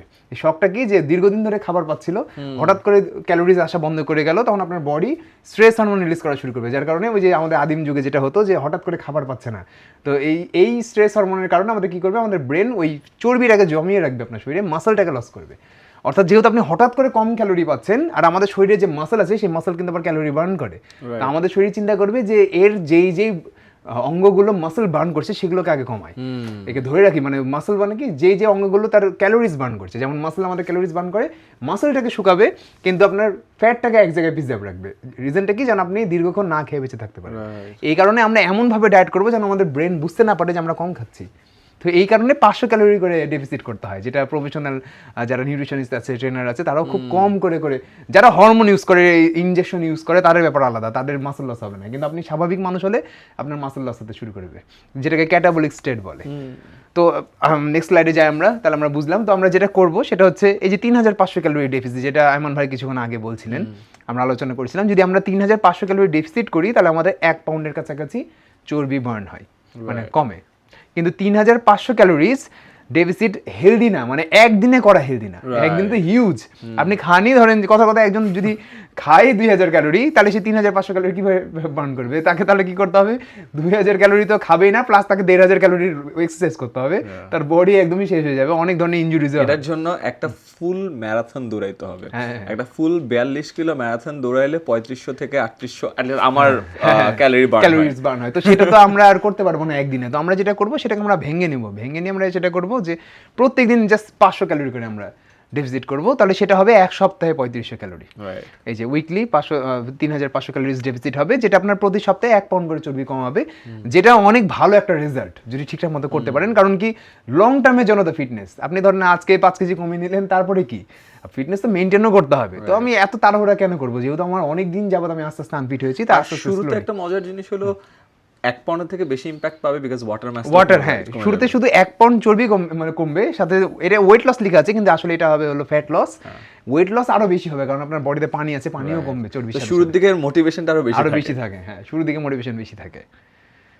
তো এখন দেখেন যে অনেক ধরনের খাবার আছে, কিছু আগে বলছিল বুলেট কফি, অমুক গ্রিন টি, অমুক এই সব কিছু, এগুলো ওজন কমানোর জন্য এইসব খেতে হয়, ওজন বাড়ানোর জন্য অন্য সব খেতে হয়। আসলে এরকম কোনো বিষয় না, ওজন কমানো এবং বাড়ানোর দুইটারই সেম ফুড, সেটা হচ্ছে হেলদি ফুড, ঠিক আছে? যদি আপনি ক্যালোরি ডেফিসিট হেলদি ফুড দিয়ে করেন, অর্থাৎ আমরা যদি আনপ্রসেস ফুডগুলো খাই, মাছ, মাংস, ডিম, দুধ, এগুলো খেয়ে ক্যালোরি ডেফিসিট করি, সেক্ষেত্রে আমার হেলদি ওয়েট লস হবে, অর্থাৎ আমার ফ্যাট লস হবে, মাসলটা প্রিজার্ভ থাকবে। যদি আমার প্রোটিন ইনটেক ঠিক থাকে, হেলদি ফ্যাট থাকে, কার্বোহাইড্রেটও খাই আমি ঠিকঠাক, মানে যতটুকু পরিমাণ। যদি আমরা calorie surplus with healthy food করি, অর্থাৎ আমি চিনি খাচ্ছি না, কোল্ড ড্রিঙ্কস খাচ্ছি না, এগুলো না খেয়ে যদি আমি ওয়েট গেইন করার চেষ্টা করি, সেক্ষেত্রে আমরা চর্বি বাড়বে না। যেমন আমরা চিনি খেয়েও কিন্তু ওজন বাড়ানো যায়, কিন্তু ভিসারাল ফ্যাট বাড়বে, আপনার হচ্ছে তলপেটের চর্বি বাড়বে চিনি খেয়ে ওজন বাড়ালে। তো সেটা আপনার আরো উল্টা ক্ষতিকর, আপনার টেস্টোস্টেরন ডাউন হয়ে যাবে, আপনার হচ্ছে হার্টের সমস্যা হবে, ব্লাড প্রেশার হাই থাকবে। তো কি হবে যে যখন আমরা হেলদি ফুড খেয়ে ক্যালোরি সারপ্লাস করছি, জাস্ট 500 ক্যালোরি বেশি খাচ্ছি, তখন আমাদের হেলদি ওয়েতে ওয়েট গেইন হচ্ছে। আর মনে হয় না বেশি মানুষের প্রবলেম এটা যে ওয়েট বাড়াইতে হবে, সো মেজরিটি 95% হচ্ছে যে মানুষের weight ওয়েট কমাইতে হবে। আর হচ্ছে ক্যালোরি মেইনটেইন, অর্থাৎ আপনি ভাই চাচ্ছেন যে ভাই আমি ওজন কমাবো না, বাড়াবো না, এক জায়গায় থাকবো, সেক্ষেত্রে হেলদি ফুড খেয়ে মেইনটেইন করবেন। হ্যাঁ, এখন প্রত্যেক দিন হেলদি ফুড খেতে হবে তা না, উইকে একদিন আপনি ম্যাক্সিমাম 2 দিন আপনি গ্যাপ দিতে পারেন, যে হ্যাঁ খাওয়া হলো না। যেমন আমার 1 থেকে 2 দিন কিন্তু আমার গ্যাপ হয়, যে আমি খাই না, হয় যেটা মন চাচ্ছে সেটাই খাচ্ছি, কিন্তু বাকি 5 দিন যেহেতু আমি ক্লিন খাচ্ছি, সেই কারণে আমার বডিতে ইম্প্যাক্ট পড়ে না। এটা হচ্ছে লং টার্মে আপনি এই রেজাল্টটা পাবেন। আর এটা এনজয় করা যায় এইভাবে ডায়েট প্ল্যান তৈরি করলে। যদি আপনি এমন করেন না আমি আজকে থেকে কিটো ডায়েট করবো, কিছুদিন পর যখন কিটো ডায়েট ছাড়বেন, সাথে সাথে ওয়েট গেইন হয়, যেটা হচ্ছে সমস্যা মূলত সব মানুষের। তো আমরা নেক্সটে যাই, ডায়েট অ্যান্ড নিউট্রিশন। এখন দেখেন যে এখানে বিভিন্ন ধরনের খাবারের নাম দেওয়া আছে, এটা জাস্ট স্ক্রিনশটটা নিয়ে নিতে পারেন। স্ক্রিনশট বলতে ছবি তুলে নিতে পারেন। ও আচ্ছা, এটা তো দেখবে সবাই ফোনেই, স্ক্রিন আমরা সরে যাব, স্ক্রিনশট নিয়ে নেবেন। এটা আমি আর ডেসক্রাইব করছি না, অনেক টাইম কনজিউমিং। আচ্ছা, protein requirement by activity level. এখন দেখেন যে আপনার কতটুকু প্রোটিন দরকার সারাদিনে, সেটা জানা খুবই জরুরি। এখন দেখেন যে সেডেন্টারি ইনঅ্যাক্টিভ লাইফ, মানে যারা হচ্ছে ওই যে অফিস জব করে, ডেস্ক জব করে, কোনো রকম মুভমেন্টই করে না, রিক্সায় করে যায়, কারে করে যায়, লিফটে করে ওঠে, সিঁড়িও ব্যবহার করে না, এইরকম মানুষেরই 1 কেজি বডি ওয়েটের জন্য 1 গ্রাম প্রোটিন দরকার। এখন 1 কেজি আইডিয়াল বডি ওয়েট, ধরেন যদি তার 60 কেজি, যেমন এখানে বলা হয়েছে 60 কেজি পার্সন, কিন্তু 60 কেজিতে তার আইডিয়াল ওয়েট নাও হতে পারে। ধরেন কথার কথা, তার একজন মানুষ এখানে 100 কেজি ওজন, কিন্তু তার ওজন হওয়ার কথা হাইট অনুযায়ী 60 কেজি, সেক্ষেত্রে তার যতটুকু ওজন হওয়া উচিত, যেটা আমরা শুরুর দিকে চার্টে দেখলাম যে আমার আইডিয়াল ওয়েট কত হবে, সেই আইডিয়াল ওয়েটের বিপরীতে আমরা প্রোটিন খাবো, নট আমার বর্তমান ওয়েট। ধরেন আমি আন্ডার ওয়েট এখন, কিন্তু আমি উপরে বাড়াতে চাচ্ছি, সেক্ষেত্রে আমার আইডিয়াল ওয়েট কত হবে সেটার উপরে আমরা প্রোটিন খাবো। মানে একজনের ধরেন 100 কেজি ওজন, একজনে 100 কেজি ওজন, আর সে যদি মনে করে 100 গ্রাম প্রোটিন খাবে, কিন্তু তার তো শরীরে 100 কেজি আইডিয়াল ওয়েট না, তার তো ওয়াটার ওয়েট আছে, ফ্যাটের ওয়েট আছে, তখন তার কিডনিতে একটু প্রেশার পড়বে যদি সে এক্সারসাইজ না করে। তো সাধারণ মানুষ হলেই আমরা 60 গ্রাম প্রোটিন খাবো, কিন্তু আপনার ক্যালকুলেট করে দেখবেন, যেমন আমরা ক্যালকুলেট শিখালাম যে কোন খাবারে কত গ্রাম প্রোটিন, আপনি দেখবেন যে অধিকাংশ মানুষই 60 গ্রাম প্রোটিন বা যতটুকু প্রোটিন তার দরকার ততটুকু কমপ্লিট করতে পারে না। অর্থাৎ বাংলাদেশে যত ধরনের কিডনির সমস্যার রোগী আছে, কেউ অতিরিক্ত প্রোটিন খাওয়ার কারণে তার কিডনি রোগ হয়নি, তার কিডনি রোগ হয়েছে অতিরিক্ত সোডিয়াম মেশানো কার্বোহাইড্রেট খেয়ে, প্রসেস ফুড খেয়ে, যেমন চিপস। এখানে যদি আমি আমার এক্সাম্পল দিই, আমি সপ্তাহে 3 দিন ফুটবল খেলি, 1 দিন প্যাডেল খেলি, 2 দিন জিম করি, আমি মোটামুটি হাইলি অ্যাক্টিভ দৌড়তে পারি। আপনি হাইলি অ্যাক্টিভ, তো 1.6 আবার দৌড়াই। সো আমার 1.6 থেকে 2.2 গ্রাম, আমার হলো ওজন হলো 70 কেজি। 70 কেজিকে আমি যদি ধরি এটা 2 গ্রাম, অ্যাট লিস্ট 140 যদি খাই আমার জন্য খুব ভালো, এটা অপটিমাম লেভেলে। 140 গ্রাম প্রোটিন খাওয়া কিন্তু কষ্ট আছে। সো এটার জন্য আগের স্ক্রিনশটটা, যে কিভাবে 140 গ্রাম মিলানো যায়। এটা কে করবে? যে অ্যাথলেট, যেমন আইমান ভাই অনেক বেশি অ্যাক্টিভ লাইফস্টাইল লিড করে, যেমন ক্রিস্টিয়ানো রোনালদো আছে, যেমন আমরাও একটু এক্সারসাইজ করি, রেগুলার ফুটবল খেলছি এখন আমিও, এটা মনে হয় ভিডিওতে বলা হয়নি, বাইরে বলছিলাম। আচ্ছা, সমস্যা নাই। তো এই জিনিসগুলো আমাদের ক্ষেত্রে এটা বেশি, কিন্তু এখন দেখেন যে ফ্যাট লসের ক্ষেত্রে কিন্তু প্রোটিন আরো বেশি। এটা মানুষ কিন্তু ভুল করে, মানুষ মনে করে যে ফ্যাট লসের ক্ষেত্রে মনে প্রোটিনও কমাতে হয়। প্রোটিন কেন বেশি? কারণ প্রোটিন খেলে আপনার অন্যান্য খাবার চাহিদা কমে যায়, এবং প্রোটিনের থার্মিক ইফেক্ট অফ ফুড অনেক হাই, আমি যেটা কিছুক্ষণ আগেই বললাম। আপনি যদি প্রোটিন নিজেকে প্রসেস করার জন্য নিজে ক্যালোরি বার্ন করে, আর প্রোটিন হচ্ছে আমাদের ক্ষুধা কমায়। তারপর গ্রিলিন নামে এক ধরনের ক্ষুধা নিবার মানে হরমোন আছে, যেটা প্রোটিন খেলে আমাদের সব থেকে বেশি ওটা উৎপন্ন হয়, যার কারণে আমাদের ক্ষুধা গ্রিলিন উৎপন্ন হলে আমাদের ক্ষুধা হচ্ছে বাড়ে। তো প্রোটিন ওই গ্রিলিনটাকে সব থেকে দ্রুত গতিতে কমায়। এর জায়গায় যদি আমরা চিনি বা সুগারি বা কার্বোহাইড্রেট খাই বা সিম্পল কার্বোহাইড্রেট খাই, যেমন সাদা চালের ভাত, সেক্ষেত্রে গ্রিলিন কিছুর জন্য কমে আবার বেড়ে যায়। দেখবেন সাদা চালের ভাত খাওয়ার পর দুপুরে খেলে আমাদের বিকেলে আবার খিদা লাগে। রিজনটা হচ্ছে যে আমরা ওই পর্যাপ্ত পরিমাণে প্রোটিন খাইনি বা ফাইবার খাইনি। তো এই জিনিসটা মাথায় রাখতে হবে। আর যারা চাচ্ছে যে ভাই আমি মাসল তৈরি করবো, মূলত যারা বডি বিল্ডার প্রফেশনাল, তারা 2.5 গ্রাম প্রোটিন খাবে। তাদের নিয়ে আমাদের চিন্তা নাই, বিকজ যেহেতু বডি বিল্ড করার চিন্তা করে ফেলছে, তারা অলরেডি এইসব করছে। যারা হচ্ছে তো মূলত যারা চর্বি কমাতে চায় তাদেরকে কিন্তু তাদের আইডিয়াল ওয়েটের বিপরীতে 140 গ্রাম, নট কিন্তু বর্তমান ওয়েট। ধরেন বর্তমান ওয়েট আপনার 100 কেজি, সেই হিসাব করলে আপনার 250 গ্রাম প্রোটিন খাওয়া লাগবে, যেটাতে আপনার কিডনিতে ইম্প্যাক্ট করবে। আপনাকে আগে দেখতে হবে যে আপনি কত কেজিতে যেতে চাচ্ছেন, সেই তত কেজির উপরে আপনি হচ্ছে 2.4 দিয়ে আপনি গুণ করবেন। তো আশা করি এটা বুঝতে পেরেছেন যে কত। এটার একটা স্ক্রিনশট নিয়ে রাখি। হ্যাঁ, গুড, নিয়ে রাখছি, শাবাশ। আচ্ছা, এবার হচ্ছে protein rich foods, budget friendly. এখানে কিছু প্রোটিন রিচ ফুডের নাম দেওয়া আছে, যেমন এগ, বয়েলড মসুর ডাল, এরকম বিভিন্ন নাম দেওয়া আছে। এটারও স্ক্রিনশট নিয়ে নেবেন, এগুলো ডিসক্রাইব করার কিছু নাই। এর দামটাও দেওয়া আছে যে কতটুকু পড়তে পারে, এখানে এই জিনিসটা দেওয়া আছে। এটা হচ্ছে বাংলাদেশি যে খাবারগুলো আছে সেগুলো দিয়ে এই জিনিসটা করা। আশা করি এটা স্ক্রিনশটে সবাই নিয়ে নিয়েছেন। পরে যাই, এখন দেখি যে মাসল প্রোটিন সিনথেসিস। এটা হচ্ছে যে আমরা যে প্রোটিনটা খাচ্ছি, সেই প্রোটিনটা খাওয়ার ফলে ধরেন একজন এক্সারসাইজ করছে, তার তো প্রোটিন শরীরে যে অ্যাবজর্পশন হবে, কিডনি প্রসেস করবে, সেটার প্রসেসে করার রেটও আছে একটা। যে চাইলাম, অনেকে আছে না যে বিয়ে দাওতে যে বলে আমি প্রোটিনের চাহিদা পূরণ করি, আসলে সেই পূরণ হবে না। এখন দেখেন যে অ্যাভারেজ অ্যাডাল্ট এক বসাতে 20 থেকে 30 গ্রামের বেশি প্রোটিন অ্যাবজর্ব করতে পারে না। আচ্ছা, সাধারণ মানুষ যে ধরেন যে এক্সারসাইজ করে না, নর্মাল সাধারণ মানুষ যারা রেগুলার জিমে যায় তারা 40 গ্রাম খেতে পারে। যারা হচ্ছে একটু অনেক বেশি মানে বয়স্ক মানুষ, যারা অনেক বয়স হয়ে গেছে, 50 বছর 60 বছর বয়স, যাদের মাসল রিস্ক আছে, তারাও 30 থেকে 40 গ্রাম অ্যাবজর্ব করতে পারে। শুধুমাত্র যারা হরমোন ইনজেক্ট করে, মানে তারা অনেক বেশি, ডাবল 3 ডাবলও খেতে পারে। এগেন আমাদের ভিউয়ার্স হরমোন ইনজেক্ট করে না। বুঝতে হবে অনেকে কি করে, যে নতুন কিন্তু সে এমন একজনকে ফলো করছে যে হরমোন ইনজেক্ট করে, তো তখন আমরা তো বুঝি না যে তার বডিটার তো ওই প্রসেস, তার এগুলো অ্যাবজর্ব করার ক্ষমতা অনেক বেশি, যেহেতু তার শরীরে পর্যাপ্ত পরিমাণে হরমোন আছে। কিন্তু আমরা সাধারণ মানুষের যেই পরিমাণ হরমোন, যেই পরিমাণ আমাদের ক্ষমতা অ্যাবজর্ব করার, সেটা হচ্ছে এতটুকু। তো 30 গ্রাম প্রোটিন আপনার থাকে 100 গ্রাম মুরগির মাংসে, ঠিক আছে? 100 গ্রাম ব্রেস্ট পিস, একদম মানে খাসা মাংস। তো আপনি এক বসাতে 100 গ্রাম মাংস খেলে ওর বেশি আর প্রোটিন আপনার হচ্ছে শরীর অ্যাবজর্ব করবে না। তো যেটা করতে হবে যে আমরা কি করবো, যেটাকে ভেঙে ভেঙে খাবো। মানে আমার তো সারাদিনে ধরেন কথা যদি আমার 100 গ্রাম প্রোটিন দরকার হয়, তাহলে আমি প্রতি বেলায় 3 বেলা যদি আমি 30 গ্রাম করে প্রোটিন খাই, মানে 100 গ্রাম করে চিকেন খাই, তাহলে আমার 100 গ্রাম প্রোটিন হয়ে যাচ্ছে। যাদের 200 গ্রাম প্রোটিন দরকার তাদেরকে 6 বার খেতে হবে। তবে যারা একটু জিমে যায়, রেগুলার ব্যায়াম করে, তাদের একটু কম খেলে হবে, তারা 5টা মিলে 40 গ্রাম করে নিলেও হয়ে যাবে। কিন্তু 200 গ্রাম প্রোটিন তো খুব কম মানুষের দরকার, ম্যাক্সিমামেরই 150 গ্রামের ভিতরে হয়ে যায়, 120 গ্রামের ভিতরে হয়ে যায়, ঠিক আছে? আবার নতুন একজন মানুষ যার এখনো প্রচুর মাসল হয়নি কিন্তু মাসল বাড়াতে যাচ্ছে, তার কিন্তু প্রোটিন রিকোয়ারমেন্ট কম, কারণ তার শরীরে তো অত বেশি মাসল নাই। ধরেন যার অনেক বেশি মাসল হয়ে গেছে কিন্তু সে চাচ্ছে মেনটেন করতে, তার আবার প্রোটিন বেশি দরকার। এই জিনিসগুলো একটু মাথায় রাখতে হবে যে নতুনরা গ্র্যাজুয়ালি আস্তে আস্তে ইনক্রিজ করবেন। প্রথম দিন থেকে আপনাকে পারফেক্টলি একদম মেপে অত গ্রাম প্রোটিন খেতে হবে তা না, ওটা আসলে অ্যাবজর্ব করবেন আপনার বডি পুরোটাই। তো এবার আসি হচ্ছে এক্সারসাইজে, লাস্ট পার্ট। আর এক্সারসাইজে সবথেকে বড় যে ভিডিওটা, এগেন আমরা নিউট্রিশনের বিশাল একটা পার্ট কভার করে ফেলছি, আবার সেকেন্ড হাফে আসি। তারপর ক্যালোরি রিকোয়ারমেন্ট নিয়ে কথা বলছি, প্রোটিন রিকোয়ারমেন্ট নিয়ে কথা বলছি। তো আমরা এখন আমাদের লাস্ট দুইটা পার্টে আসবো, এক্সারসাইজ আর স্লিপ। সো এক্সারসাইজ নিয়ে অলরেডি কিন্তু আমরা বলছি আমরা দুইটা লম্বা ভিডিও করছি। একটা হলো বাসা এক্সারসাইজ করা, একটা হইলো জিম এক্সারসাইজ করা। দুটো ভিডিও যেহেতু আপনি জাস্ট এই চ্যানেল থেকে সার্চ করলেই পাবেন, তো ওইটা হয়ে যাবে। ওই দুটো ভিডিও আমি হাইলি রেকমেন্ড করব। এইখানে যেহেতু আমরা স্লাইড দিয়ে দেখাচ্ছি, ওখানে আমরা একদম ইকুইপমেন্ট সহ কিভাবে কি করতে হবে দেখাই দিয়েছি। তো আজকে আমরা এগেন ফান্ডামেন্টালসে কিছু ডিটেইলস টাচ করবো, বাট ডিটেইলসটা আমরা ওখান থেকে দেখে নিব। ওকে, তো আমরা নেক্সটে যাই। এখানে যে সিম্পল কিছু জিনিসগুলো দেওয়া আছে, এগুলো যারা সাধারণ মানুষ ডেইলি এক্সারসাইজ করবে 20 থেকে 30 মিনিট, ফ্রি হ্যান্ড ওয়ার্কআউটস আছে। এই যে এক্সারসাইজের যে নামগুলো দেওয়া আছে সেটা ওই ভিডিওতে আপনি পাবেন। এখানে আমার করে দেখাতে ইচ্ছা করতেছে, বাট এটা নিচ পর্যন্ত ক্যামেরা যাবে না, এজন্য রেফারিং টু দ্যাট ভিডিও। আর HIIT ট্রেনিং আছে, এটা ইউটিউবে পাবেন, HIIT ট্রেনিং লিখে সার্চ করলে হবে। তো হাই ইন্টেনসিটি ইন্টারভাল ট্রেনিং। হ্যাঁ, আর বেসিক কিছু জিনিস আছে, যেমন সিঁড়ি ব্যবহার করা। যেমন আমরা কিন্তু সিঁড়ি দিয়ে উঠে আসলাম এখানে আসার সময়। আমি মূলত সাধারণত তাড়াহুড়া না থাকলে আমি যতই উঁচু বিল্ডিং হোক সিঁড়ি ব্যবহার করার চেষ্টা করি যতটুকু পারা যায়। এই স্টুডিওতে যখন আসি তখন ব্যবহার করব একতলা, অন্য অফিস আটতলা, আটতলা হলে ঝামেলা, ওখানে তখন কাজের এফিসিয়েন্সি কমে যাবে। তো ফ্রি থাকলে তখন আপনি ইউজ করবেন।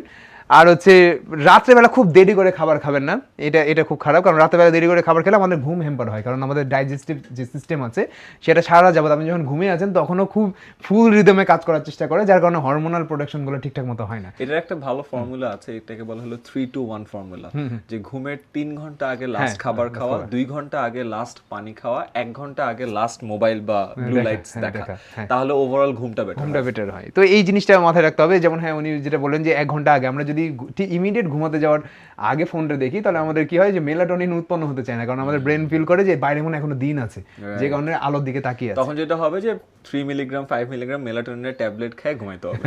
এটা এখনো প্রপার স্লিপ হয় না। হ্যাঁ, যারা এখনো ইয়াং তারা বুঝবে না যে ঘুম না হওয়ার প্যারাটা কি। হ্যাঁ, বয়স বাড়লে একটু বোঝা যায়, বয়স বাড়লে এইসব বোঝা যায়। তো রিয়েল লাক্সারি হলো যারা বয়স্ক মানুষ, তাদের ক্ষেত্রে আপনি যদি জিজ্ঞেস করেন, সে বলবে লাক্সারি হলো ঠিক মতো ঘুমানো। তো অনেকের ঘুম হয় না সেটাই। আর হচ্ছে পানি পান করতে হবে 2.5 থেকে 3 লিটার। পানি যত বেশি আপনি পান করবেন তত আপনার অন্যান্য খাবার খাওয়ার চাহিদাও কমে যায়, ঠিক আছে। আবার হচ্ছে পানিও আমাদের কি বলবো, পানির কিন্তু থার্মিক ইফেক্ট অফ ফুড আছে, পানিতে কিন্তু 0 ক্যালোরি। পানি যখন খাবেন, পানি কিন্তু প্রসেস করার জন্য আমাদের শরীর ক্যালোরি বার্ন করে, তো পানি খাওয়া এক ধরনের ব্যায়াম। আমরা ভিডিওর শুরুর আগে পানি খাইছি 2 বার, ভিডিওর মাঝখানে একটা ব্রেক দিছি, তখন আবার পানি খাইছি, এটা অনেক দরকার আছে।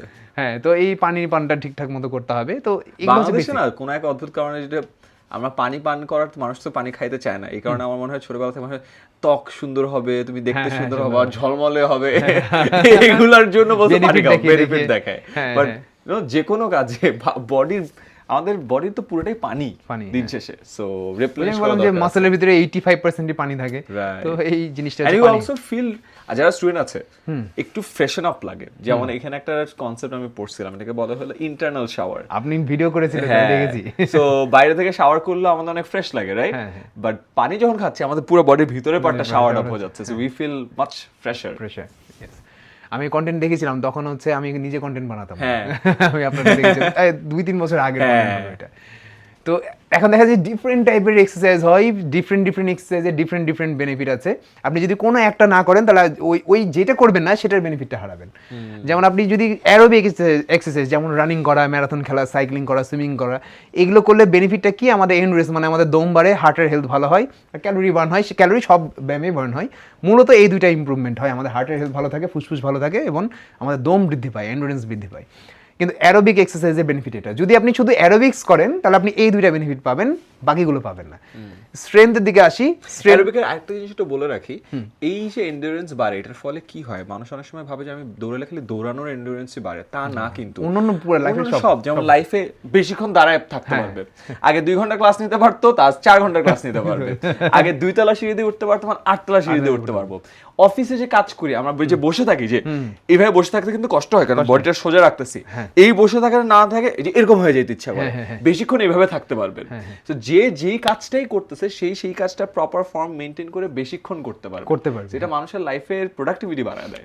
এন্ডুরেন্স, তো এই জিনিসটা হচ্ছে এই যে অ্যারোবিক্সের বেনিফিট, ঠিক আছে। এটা গেলাম। স্ট্রেংথের বেনিফিট কি, স্ট্রেংথ এক্সারসাইজ হচ্ছে যেমন ওয়েট লিফট করা, সেটা ডাম্বল হতে পারে, বালতি হতে পারে, সাইকেল হতে পারে। আমি তো শিল্পাটা চেরেও ব্যায়াম করেছি, মানে যে কোনো ধরনের ভার উত্তোলন করলেই সেটা ওয়েট লিফটিং এর ভিতরে পড়ে, অথবা রেজিস্ট্যান্স ব্যান্ড, অর্থাৎ যে রাবার ব্যান্ডগুলো আছে সেগুলো টেনেও করা, কোন একটা ছোট বাচ্চাকে কোলে তুলেও করা, যাই হোক, এটা হচ্ছে স্ট্রেংথ ট্রেনিং এর ভিতরে পড়ে। এটার বেনিফিট হচ্ছে ইনক্রিজ মাসল মাস। যদি পুরুষ হন তাহলে মাসল মাস বাড়বে, মহিলা হলে মাসল মাসগুলো স্ট্রং হবে, কিছুটা বাড়বে। যেমন আমি কিছুক্ষণ আগে আলোচনা করছিলাম যে 4-5 বছর ব্যায়াম করার পর 2.5 থেকে 3 কেজি মাসল বাড়বে যদি একজন ফিমেল হয়, লেভেলটার কারণে। আর যে একটা পুরুষের 4 বছরে 25 কেজি বাড়াতে পারে, 12, 6, 3, 1 এভাবে, আর একটা মহিলার এটা 10 ভাগের 1 ভাগ, সো 2.5 কেজি 3 কেজি মাসল মাস বের করতে পারবে। তো এই যে স্ট্রেংথ, আবার আমাদের হাড়ের যে হাড়গুলো আছে সেগুলোর স্ট্রেংথ বাড়ে, আর মেটাবলিজম অনেক ফাস্ট হয়। মেটাবলিজম কিভাবে ফাস্ট হয়, আমাদের যে মাসলগুলো আছে, মাসলগুলো কিন্তু ব্লাড থেকে সুগার টানতে থাকে, যার শরীরে যত বেশি মাসল তার শরীর তত বেশি ব্লাড থেকে সুগার টানবে। এখন আমাদের লিভার কিন্তু 100 গ্রামের মতো চিনি ব্লাড থেকে টেনে নিজে ভিতরে ঢোকায়, মাসল কতটুকু তুলতে পারে জানেন, মাসল পারে 300 থেকে 500 গ্রাম পর্যন্ত চিনি। তার মানে যার শরীরে মাসল, মানে অনেক বেশি বডি বিল্ডার না, মানে মোটামুটি একটা ভালো স্ট্রং মাসল আছে, তার বডি আমরা যে কার্বোহাইড্রেট খাচ্ছি সেই কার্বোহাইড্রেট থেকে 300 গ্রাম গ্লুকোজ আপনি স্টোর করে নেয় নিজের ভিতরে। কারণ কি, ওই যে মাসলের ভিতরে ওই গ্লুকোজ দিয়ে পানি জমে, মাসলগুলো ওই গ্লুকোজটা টেনে নিজের ভিতরে পানিটাকে জমিয়ে রাখে, হোল্ড করে রাখে। তো এটা এই কারণে মাসল হচ্ছে আমাদের মেটাবলিজম ফাস্ট করে দেয়, যার কারণে চর্বি চর্বি কমতে সহায়তা হয়। আমাদের যাদের শরীরে মাসলগুলো স্ট্রং তাদের ফ্যাটি লিভার হওয়ার সম্ভাবনা অনেক কম, কারণ কি লিভারে ফ্যাট জমতে পারে না, মাসলই সেই সুগারগুলোকে টেনে নেয়। এই কারণে এই বেনিফিটগুলো হারাবেন যদি আপনি অনলি অ্যারোবিক করেন, এই স্ট্রেন না করেন। ঠিক আছে, তো এখন যেটা হবে যে ব্যালেন্স এটা হচ্ছে মূলত যারা ডান্স করে বা ওই যে বিভিন্ন ধরনের এক্সারসাইজ আছে, অলিম্পিক্সে যারা পার্টিসিপেট করে দেখবেন ওই যে লাভ দিয়ে দিয়ে কিছু ডান্সের মতো আছে, সেগুলো আলাদা বিষয়। আমরা মূলত 3টে এক্সারসাইজ যেগুলো আমরা জিমে করি, এটা জুম্বার ভিতরে পড়ে। 3টে এক্সারসাইজ, যেটা ফ্লেক্সিবিলিটি, সেটা হচ্ছে স্ট্রেচিং, ইয়োগা করা, এগুলো হচ্ছে আমাদের ইনজুরিকে প্রিভেন্ট করে, শরীরে হাত পায়ের ব্যথা কমায়, এই যে ডিক্রিজ ইনজুরি রিস্ক। আর হচ্ছে স্ট্রেচিং এক্সারসাইজ, এটা হচ্ছে মূলত এই দুইটা সব কম মানে বেনিফিট, আর এটাকে এখানে আবার কম্বাইন করে দিয়েছে, এখানে আলাদা করে লেখা লাগতো।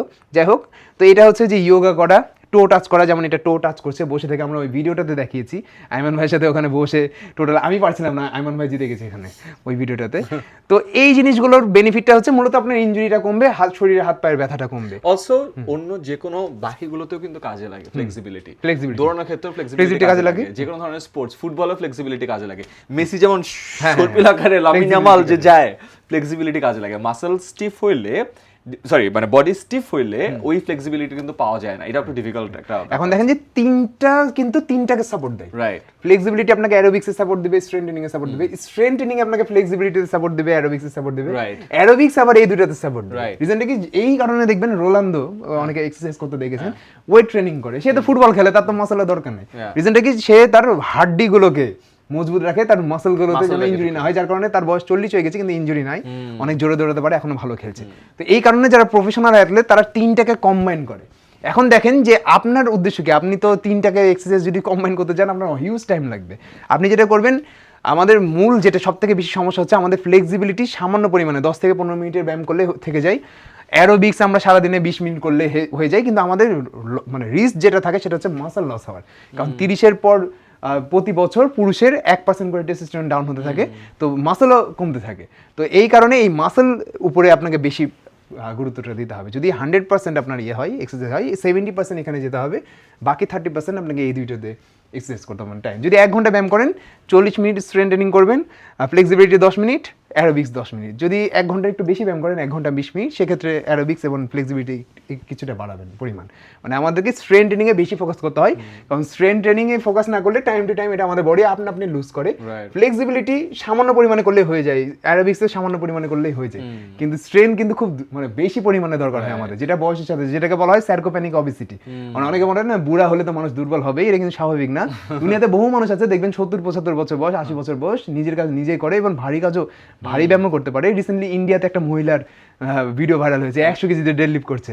অনেকে হয়তো যারা জিমের এক্সারসাইজ কখনো করেছেন তাদের কাছে এই ভিডিওটা যাবে। তো সে কেন পারছে, কারণ কি তার স্যারকোপ্যানিক অবেসিটি ঘটেনি, সে রেগুলার এক্সারসাইজ করে বলে তার বডিতে স্ট্রেনটা আছে। এটা হচ্ছে, এই জিনিসটা আমাদেরকে মাথায় রাখতে হবে আশা করি। তো এটা গেল এক্সারসাইজের, মানে কোন কোন এক্সারসাইজ কেন আমাদেরকে করতে হবে। এখন দেখেন যে এটা আমি অনেক আগে পোস্ট করেছিলাম 2-3 বছর আগে, যে তুমি একটা অতি বোকা প্রাণী, আর বানোটা তাকে বলছে যে আর তুমি গাড়িতে চড়ে জিমে যাও, তাও শুধুমাত্র হাঁটতে। অর্থাৎ শুধুমাত্র হাঁটার জন্য জিমে যাওয়া যাবে না, বা শুধুমাত্র হাঁটা ব্যায়াম না, আপনাকে ওভারঅল সব কিছুই করতে হবে এক্সারসাইজের ভিতরে। আচ্ছা, এই জিনিসটা আমরা আরও ডিসক্রাইবলি ভিডিওতে আলোচনা করেছি যে আমাদের কোনটার জন্য কোনটা দরকার। যেমন কেউ শক্তি বাড়াতে চাই, কেউ দম বাড়াতে চাই, কেউ দুইটাই চাই। তো যেমন উনি হচ্ছে দমও বাড়াতে চাই, শক্তিও বাড়াতে চাই, যার কারণে ওনাকে মাঝখানের যে ট্রেনিং, হাইপারট্রফি ট্রেনিং বলেছি, এখানে মাসল গ্রোথ লেখা আছে, এটা স্ট্রেংথ গ্রোথও হবে। মাসল আসলে কি ওই ছেলেদের বাড়বে, ফিমেলদের স্ট্রেংথ বাড়বে, মাসল অতটা বাড়বে না। এখানে প্রত্যেকটা ব্যায়াম 3 থেকে 5 সেট হতে হবে, 6 থেকে 12টা রিপিটেশন এবং 1 থেকে 2 মিনিট রেস্ট। রিপিটেশন হচ্ছে, আমি ধরুন পুশ আপস করছি, 6 বার পারাকে 6 রেপস বলে, 12 বার পারাকে 12 রেপস বলে। আর প্রত্যেকটা রেপস মানে 12 বার করার পর আমি যে রেস্ট নিচ্ছি সেটাকে বলা হয় 1 সেট, 1 থেকে 2 মিনিট করে রেস্ট নিতে হয়। তো এটা আমরা ওই ভিডিওতে আরো ভালো মতো ডিসক্রাইব করেছি, এখানে আমরা আলোচনা করে বুঝবেনও না, কারণ ওখানে আমরা পার্ট টু পার্ট এক্সারসাইজের মাধ্যমে বলে দিয়েছি যে এই এক্সারসাইজটা এত সেট, এত রেপস করতে হয়। ভিডিওটা দেখলে আশা করি আরো ভালো মতো বুঝবেন। এখানে জেনারেল কিছু রুটিন দেওয়া আছে, যেমন আপার বডি, লোয়ার বডি রিপিট। এটা হচ্ছে একজন স্বাভাবিক মানুষ যে বডি বিল্ড করতে চায় না, জাস্ট ফিট থাকতে চায়। তো সে একদিন আপার বডি একদিন লোয়ার বডি করতে পারে এবং এভাবে রিপিট করতে পারে, upper body lower body rest, আবার upper body lower body rest, এইভাবে করতে পারে। আমি মূলত যেটা করি, আমি বর্তমানে এখন আমি আর মাসল বাড়ানোর চেষ্টা করছি না, আমি এখন আপার বডি লোয়ার বডি করি, কখনো কখনো পুশ পুল লেগস করি, ওটা অন্য এক জায়গায় আলোচনা করা হবে। তো আপার বডি লোয়ার বডি করি, সপ্তাহে মাত্র 2 দিন জিমে যায়, আর বাকি 4 দিন আমি ফুটবল খেলছি, মানে ইন্ডোরেন্স ট্রেনিং করছি। এই দুইটা করছি হচ্ছে যেন আমার মাসল মাস না কমে যায়, স্ট্রেংথ না কমে যায়। নাহলে তো পুরো আমার ফুটবল খেলতে খুব ভালো লাগছে কিছুদিন থেকে, কিন্তু জিম ওয়ার্কআউটও করছি। জিম ওয়ার্কআউটের বেনিফিট হলো যে আমি আমার স্ট্রেংথ যেন কমতে দিতে চাই না, মানে যেটা আছে সেটা যেন থাকে। আর হচ্ছে যারা 3 দিন থেকে 6 দিন ব্যায়াম করার সুযোগ পাবেন, তারা আপার বডি লোয়ার বডি আর একদিন কার্ডিও রাখতে পারেন, অর্থাৎ একদিন সুইমিংয়ে যেতে পারেন, জগিংয়ে যেতে পারেন, ম্যারাথন খেলতে পারেন, যে কোনো একটা বিষয়। আর যারা 5 দিন ব্যায়াম করতে পারেন, আপার body lower body apps cardio, আপার বডি লোয়ার বডি। এটা হচ্ছে বেসিক ধারণা, মানে কি কেমন হবে আপনার রুটিন। তো আপার বডির ব্যায়াম কিভাবে পাবেন, ওই ভিডিও দেখতে হবে, আবার বলছি। আবার লোয়ার বডির ব্যায়ামও সেই ভিডিওতে ডিটেলসে আছে। আর মাসল যারা বাড়াতে চাই, এই জিনিসটা আলোচনা না করি, ম্যাক্সিমাম ক্ষেত্রেই এখানে সবাই স্টুডেন্ট। তো এখানে চেস্ট, ট্রাইসেপ, ডেল্টোইডস, এটা স্ক্রিনশট নিয়ে রাখতে পারেন। যারা মাসল সত্যি বাড়াতে চায়, বিল্ড করতে চায় মাসল, তারা কোনো একটা জিমের ট্রেনার আন্ডারে গিয়ে করলে হবে। তবে আমরা একটা ভিডিও তৈরি করেছি জিম ওয়ার্কআউট নামে, সেই ভিডিওটা দেখলে আপনি বুঝে যাবেন চেস্ট কি, ট্রাইসেপ কি, ডেল্টোইড নামটা অনেকে জানে না হয়তো, যারা এক্সারসাইজ করেনি, বাইসেপস কি, এগুলো সব আপনারা ওই ভিডিও দেখে। আমার কাছে অলওয়েজ মনে হয়েছিল যে এই জিনিসটা বললে হবে না, এই জিনিসটা স্লাইডে দেখালে হবে না, এটা করে দেখাতে হবে। আমরা করে দেখাইছি। অ্যাকচুয়ালি বেটার হইতো যদি তাজ একেবারে সামনে ফিজিক্যালি আমাকে যেভাবে দেখাইছে ওইভাবে যদি আপনাকে করে দেখাইতো, ওটা তো সবার সাথে করা পসিবল না। সো আমাদের ভিডিওটা ছিল বেস্ট কেস সিনারিও। সো এই ভিডিওটা দেখলে এই পুরো থিওরিটিক্যাল আলোচনার একদম activity based real life case study পেয়ে যাবেন। পুশ পুল লেগস মেথড সেম। এবার আসি স্পট রিডাকশন, যেটা আমরা কিছুক্ষণ আগে আলোচনা করছিলাম। কোনো এক জায়গায় আমরা এটাকে মিথ বলা হয়, যে আমি মনে করছি হাতের এই জায়গায় ফ্যাট কমাবো, কিন্তু সেটা আসলে পসিবল না, পুরো বডি থেকে আস্তে আস্তে করে ফ্যাট কমে। তো এই জিনিসটা আমরা আলোচনা করেছি আগেই। কখন ব্যায়াম করব, এখন সকালে আর রাতে ব্যায়াম করার দুইটা আলাদা আলাদা বেনিফিট আছে, কিন্তু কারো যদি সময় না থাকে সে দিনে যে কোনো একবেলা এক্সারসাইজ করলেই হবে। দুইটার কিন্তু আলাদা আলাদা কিছু অ্যাডভান্টেজ আছে। সকালে ব্যায়াম করলে আপনার এটাকে হ্যাবিট হিসেবে নেওয়া সহজ হয়, সকালে আপনাকে কেউ বিরক্ত করবেন, আপনার টাইমটা বেশি থাকে। রাত্রেবেলা ব্যায়াম করলে অনেক সময় মিস চলে যাওয়ার সম্ভাবনা থাকে, কিন্তু রাতে আবার এনার্জি বেশি থাকে, কারণ সারাদিন যাবত আপনার শরীরে খাবার আছে, আপনার শক্তিটা বেশি থাকে। সকালে আবার হচ্ছে আপনার শক্তিটা একটু কম পাবেন, কিন্তু আপনার মিস যাওয়ার চান্স, মানে এক্সারসাইজ বাদ যাওয়ার চান্সটা কমে যায়। তো এরকম আলাদা আলাদা এক্সারসাইজ আছে। তারপর সকালবেলা যদি আপনি ব্যায়াম করেন, আপনাকে একটু ওয়ার্ম আপ একটু বেশি করতে হবে, রাতের বেলা একটু ওয়ার্ম আপ কম করতে হয়, কারণ আমরা রাতের বেলা বা বিকালে মুভমেন্ট করে আসছি, হ্যাঁ, তো কম ওয়ার্ম আপ করতে হয়। তো এইটা হচ্ছে ব্যাপার, যে এই দুইটার আলাদা আলাদা বেনিফিট। আমি সবসময় বলি, অনেকে বলে ভাই কখন ব্যায়াম করা ভালো, আমি বলি যে দিনের যে কোনো একবেলা ব্যায়াম করলেই হবে। আপনি জাস্ট আপনার ফুড ইনটেকটাকে দেখেন, রেগুলারলি ওই টাইমেই করা, তাহলে হ্যাঁ, যেটা হয় মানুষের অভ্যাসে চলে আসে। হ্যাঁ। তো আপনি দেখেন যে আপনার রুটিন অনুযায়ী কোন টাইমটা ম্যাচ করছে, সেই অনুযায়ী আপনি এক্সারসাইজ করলে রেজাল্ট পাবেন।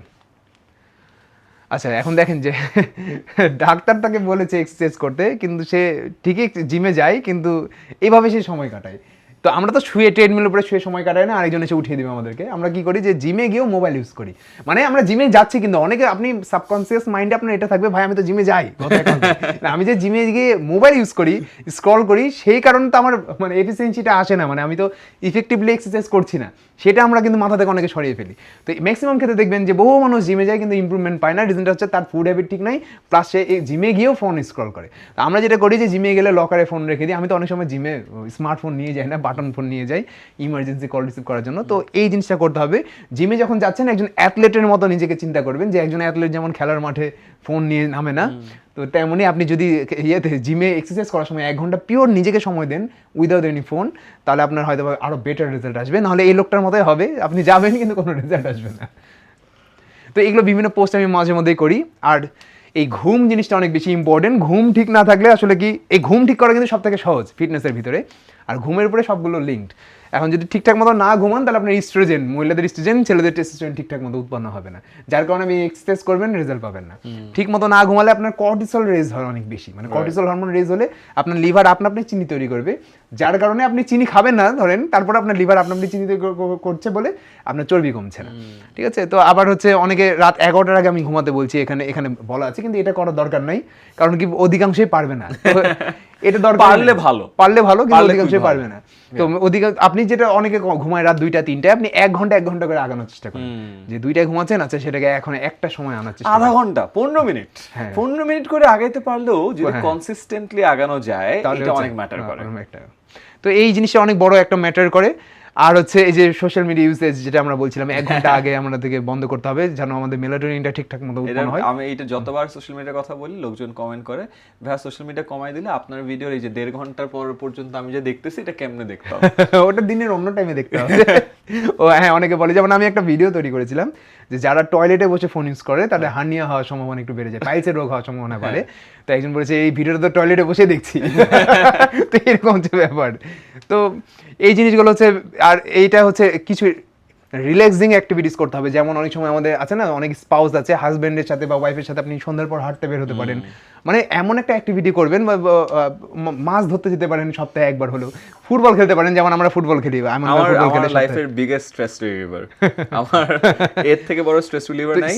মেন্টাল হেলথ ঠিক করার জন্য আপনাকে একটা হলো পছন্দের কাজ করতে হবে, কিন্তু সেটা যেন হেলথের সাথেও রিলেটেড হয়। যেমন অনেকে পছন্দের কাজ নেশা করাও পছন্দের কাজ, অনেকে সেটা তো আর হেলথের সাথে রিলেটেড হয়। কারো কারো সিগারেট খাওয়া, স্মোক করা পছন্দের কাজ, ওইটা না, সতর্কীকরণ ওইটা না, মানে এমন একটা পছন্দের কাজ বেছে নিতে হবে যেটা আপনি আপনার শরীরকে ব্যবহার করে করছেন। সেটা যে কোনো ধরনের স্পোর্টস অ্যাক্টিভিটি হলে হয়, কিন্তু বর্তমান যুগে দেখা যায় যে মানুষজন ফুটবল মাঠে বসে মোবাইলে ফুটবল খেলে, মানে মাঠে আর নামে না পা নিয়ে। তো এই জিনিসটা করা যাবে না। তো এইভাবে আমাদের মেন্টাল হেলথে আশা করি আস্তে আস্তে ঠিক থাকবে। আর ঘুম ঠিক না থাকলে কিন্তু আপনার মেন্টাল হেলথ, আপনি যতই মেন্টালি স্ট্রং মানুষ হন, ঘুম ঠিক না থাকলে আপনার মেজাজ খারাপ থাকবে না। হ্যাঁ, মেজাজ খারাপ থাকে অনেক বেশি। তো এখন দেখেন, তো আমি এই পোস্টটা করেছিলাম যে 4-5 ঘন্টা যদি আপনি ঘুমান মাত্র, তাহলে স্ট্রেস হরমোন কর্টিসল বাড়ে, ফলে এনার্জি কম থাকবে আপনার, সারাদিন মেজাজ খারাপ থাকবে, যেটা আগে বলছিলাম। যদি 7 থেকে 8 ঘন্টা ঘুমান, তাহলে স্ট্রেস হরমোন কর্টিসল কমে, ফলে এনার্জি বেশি ও মেজাজ ভালো থাকে। আবার যারা 10 থেকে 12 ঘন্টা ঘুমায় সারাদিন, তাদের শরীরে ইনসুলিন রেজিস্ট্যান্স ঘটে যায়। অর্থাৎ তার শরীরে ইনসুলিন আছে, কিন্তু শরীর ওই ইনসুলিনটাকে, ওই চিনিটাকে ব্যবহার করে মাসল সেলে পৌঁছাতে পারবে না, যার কারণে ডায়াবেটিসের সম্ভাবনা বাড়ে। তো যারা অতিরিক্ত শুয়ে বসে থাকে, ধরেন আপনি ঘুমাচ্ছেন না, আপনি ধরেন 7-8 ঘন্টায় ঘুমান, কিন্তু আরও 10-12 ঘন্টা টিভি দেখেন, আরও 4-5 ঘন্টা টিভি দেখেন, সেক্ষেত্রে আপনার ইনসুলিন রেজিস্ট্যান্স হওয়ার সম্ভাবনা বাড়ে। তো এটা 3 চেহারাগুলো দেখে বুঝতে পারছেন যে কার কেমন কন্ডিশন লাইফের। তো আশা করি এই ব্যাপারগুলো একটু মাথায় রাখবেন। আর আরেকটা জিনিস হচ্ছে, এই কৃতজ্ঞতার চর্চাটা একটু করতে হবে মেন্টাল হেলথের কথা যেহেতু এখানে বলছি, কারণ আমরা যদি ব্লেসিংস নিয়ে একটু বেশি বেশি কথা বলি, তাহলে আমাদের লাইফে অনেকগুলো প্রবলেমই কিন্তু আমরা নেগলেক্ট করতে পারি। অধিকাংশ ক্ষেত্রে আমরা জাস্ট প্রবলেমগুলোতে ফোকাস করি। এই প্রবলেমগুলোতে ফোকাস করার কারণে আমরা আসলে কখনোই ওই স্ট্রেস ফ্রি হতে পারি না। আর আমি একটা ভিডিওতেও বলেছিলাম যে আমরা একটু বর্তমান নিয়ে ফোকাসটা কম করে আমরা হয় অতীত নিয়ে ভাবি, যে বর্তমান মানে অনেকে কি হয় যে বর্তমান যদি খুব ভালো চলে, তাহলে সে ভবিষ্যৎ নিয়ে খুব টেনশন করে যে ভবিষ্যতে এটা করতে হবে, এটা করতে হবে। বর্তমান খুব খারাপ চললে সবাই টেনশন করে অতীত নিয়ে, যে অতীতে ভালো ছিলাম। কিন্তু বর্তমানে যে আপনার লাইফে যেটা চলছে, সেটা ভালো হোক খারাপ হোক, সেখানে ফোকাস করলে আমরা আর ওই দুইটা জিনিসই ভুলে থাকতে পারি। ছোট বাচ্চারা যেন স্ট্রেস ফ্রি কেন থাকে, তারা কিন্তু সবসময় বর্তমান মোমেন্টটাকে এনজয় করে বেশি। এই জন্য দেখবেন 5 বছর 10 বছর যাদের বয়স, আজকে তাকে একটা বকা দিবেন, এখনই সে কাঁদবে আপনার সামনে বসে, কিছুক্ষণ পর তাকে আদর করলে সে ভুলে যাবে। রিজনটা কি, সে ওই 10 মিনিট আগের ঝাড়িটা খেয়েও, বকাটা খেয়েও তার মনে নাই, কারণ সে অতীত নিয়ে পড়ে নাই, সে বর্তমান এনজয় করছে। এই জিনিসটা আমরা যদি প্র্যাকটিস করতে পারি নিজের লাইফে বড় হবার পরও, তাহলে আমরা ওই ছোট বাচ্চার মতোই স্ট্রেস ফ্রি থাকতে পারবো। আশা করি এটা বলে true living in the present. হ্যাঁ, লিভিং ইন দ্য প্রেজেন্ট। তো প্রেজেন্ট মোমেন্টে যদি আমরা বাঁচতে পারি বড় হবার পরও, তাহলে আমরা ওই ছোট বাচ্চার মতো হ্যাপি থাকবো। এই জিনিসটা আমি কিন্তু প্র্যাকটিস করি, এই জন্য আমার কিন্তু খুব কম মন খারাপ হয়, খুবই কম মন খারাপ হয়। ম্যাক্সিমাম টাইমে আমি স্ট্রেস ফ্রি থাকি। আবার এমন না যে খুব খুশিও থাকি, মানে নর্মাল থাকি। আর নর্মাল, আপনি যদি অনেক বেশি খুশি থাকেন, এক্সাইটেড হয়ে যান, তাহলে আবার ভালো মতো কাজ করতে পারবেন না। অনেক বেশি দুঃখী হয়ে গেলেও ভালো মতো কাজ করতে পারবেন না, যের কারণে দেখা যায় যে ক্রিকেটে নার্ভাস 90s বলে না, যে 90s যাওয়ার পরেই অনেকে আউট হয়ে যায়। রিজনটা কি, সে এক্সাইটেড হয়ে যায় বেশি ভেতরে ভেতরে, এই কারণে সে আর ফোকাস করতে পারে না বলে ব্যাটে। এটা হচ্ছে রিজন। তো আমাদেরকে বেশি এক্সাইটমেন্টও রাখা যাবে না লাইফে, মানে মাত্রাতিরিক্ত হওয়া যাবে না, আবার সারা বেশি স্যাডনেসও রাখা যাবে না, মাঝামাঝি একটা থাকতে হবে। তো আশা করি এইভাবে আমরা কমপ্লিট একটা ফিটনেস পাবো। Beautiful advice. I think gratitude journal is a great way to do that. প্রতিদিন রাতেবেলা আপনি অ্যাটলিস্ট 3টা না পারেন একটা জিনিস লিখেন, যে জিনিসের জন্য আপনি আজকের দিনটার প্রতি কৃতজ্ঞ। দেখবেন যে অটোমেটিক্যালি এটা আপনার মাইন্ডসেটের উপর একটা বিশাল ইম্প্যাক্ট রাখে। But thank you so much Taj for giving us a master class on a healthy lifestyle, যেখানে আমরা ফিটনেস কিভাবে মেজার করতে হয়, posture correction, eye protection, nutrition, calorie requirement, protein, exercise, sleep পুরোটা কভার করেছি। অ্যান্ড 2টা ভিডিওর কথা আমরা কয়েকবার বলেছি। একটা হলো বাসায় কিভাবে ওয়ার্কআউট করতে হয়, একটা হলো জিমে। ওই দুটো দেখে ফেললে আপনি একটা কমপ্লিট গাইডলাইন পাবেন। হোপফুলি যারা ভিডিওর এই মোমেন্ট পর্যন্ত আছেন, তারা বেশ নিজের ফিটনেস নিয়ে সচেতন, বা নিউট্রিশন নিয়ে সচেতন, বা হেলদি লাইফস্টাইল নিয়ে সচেতন। তারা এই ভিডিওর পরে 1.5 ঘন্টা যেহেতু দেখছেন ইউটিউব বা ফেসবুক, আমি এখনই সাজেস্ট করবো না এখনই ভিডিওটা ওপেন করেন, কাল পরশুর জন্য সেভ করে রাখেন প্লিজ। দেখেন 3টা হয়ে গেলে I think I'll give you a proper guideline. Again thank you so much for giving us a proper master class. Hope to see you guys next time.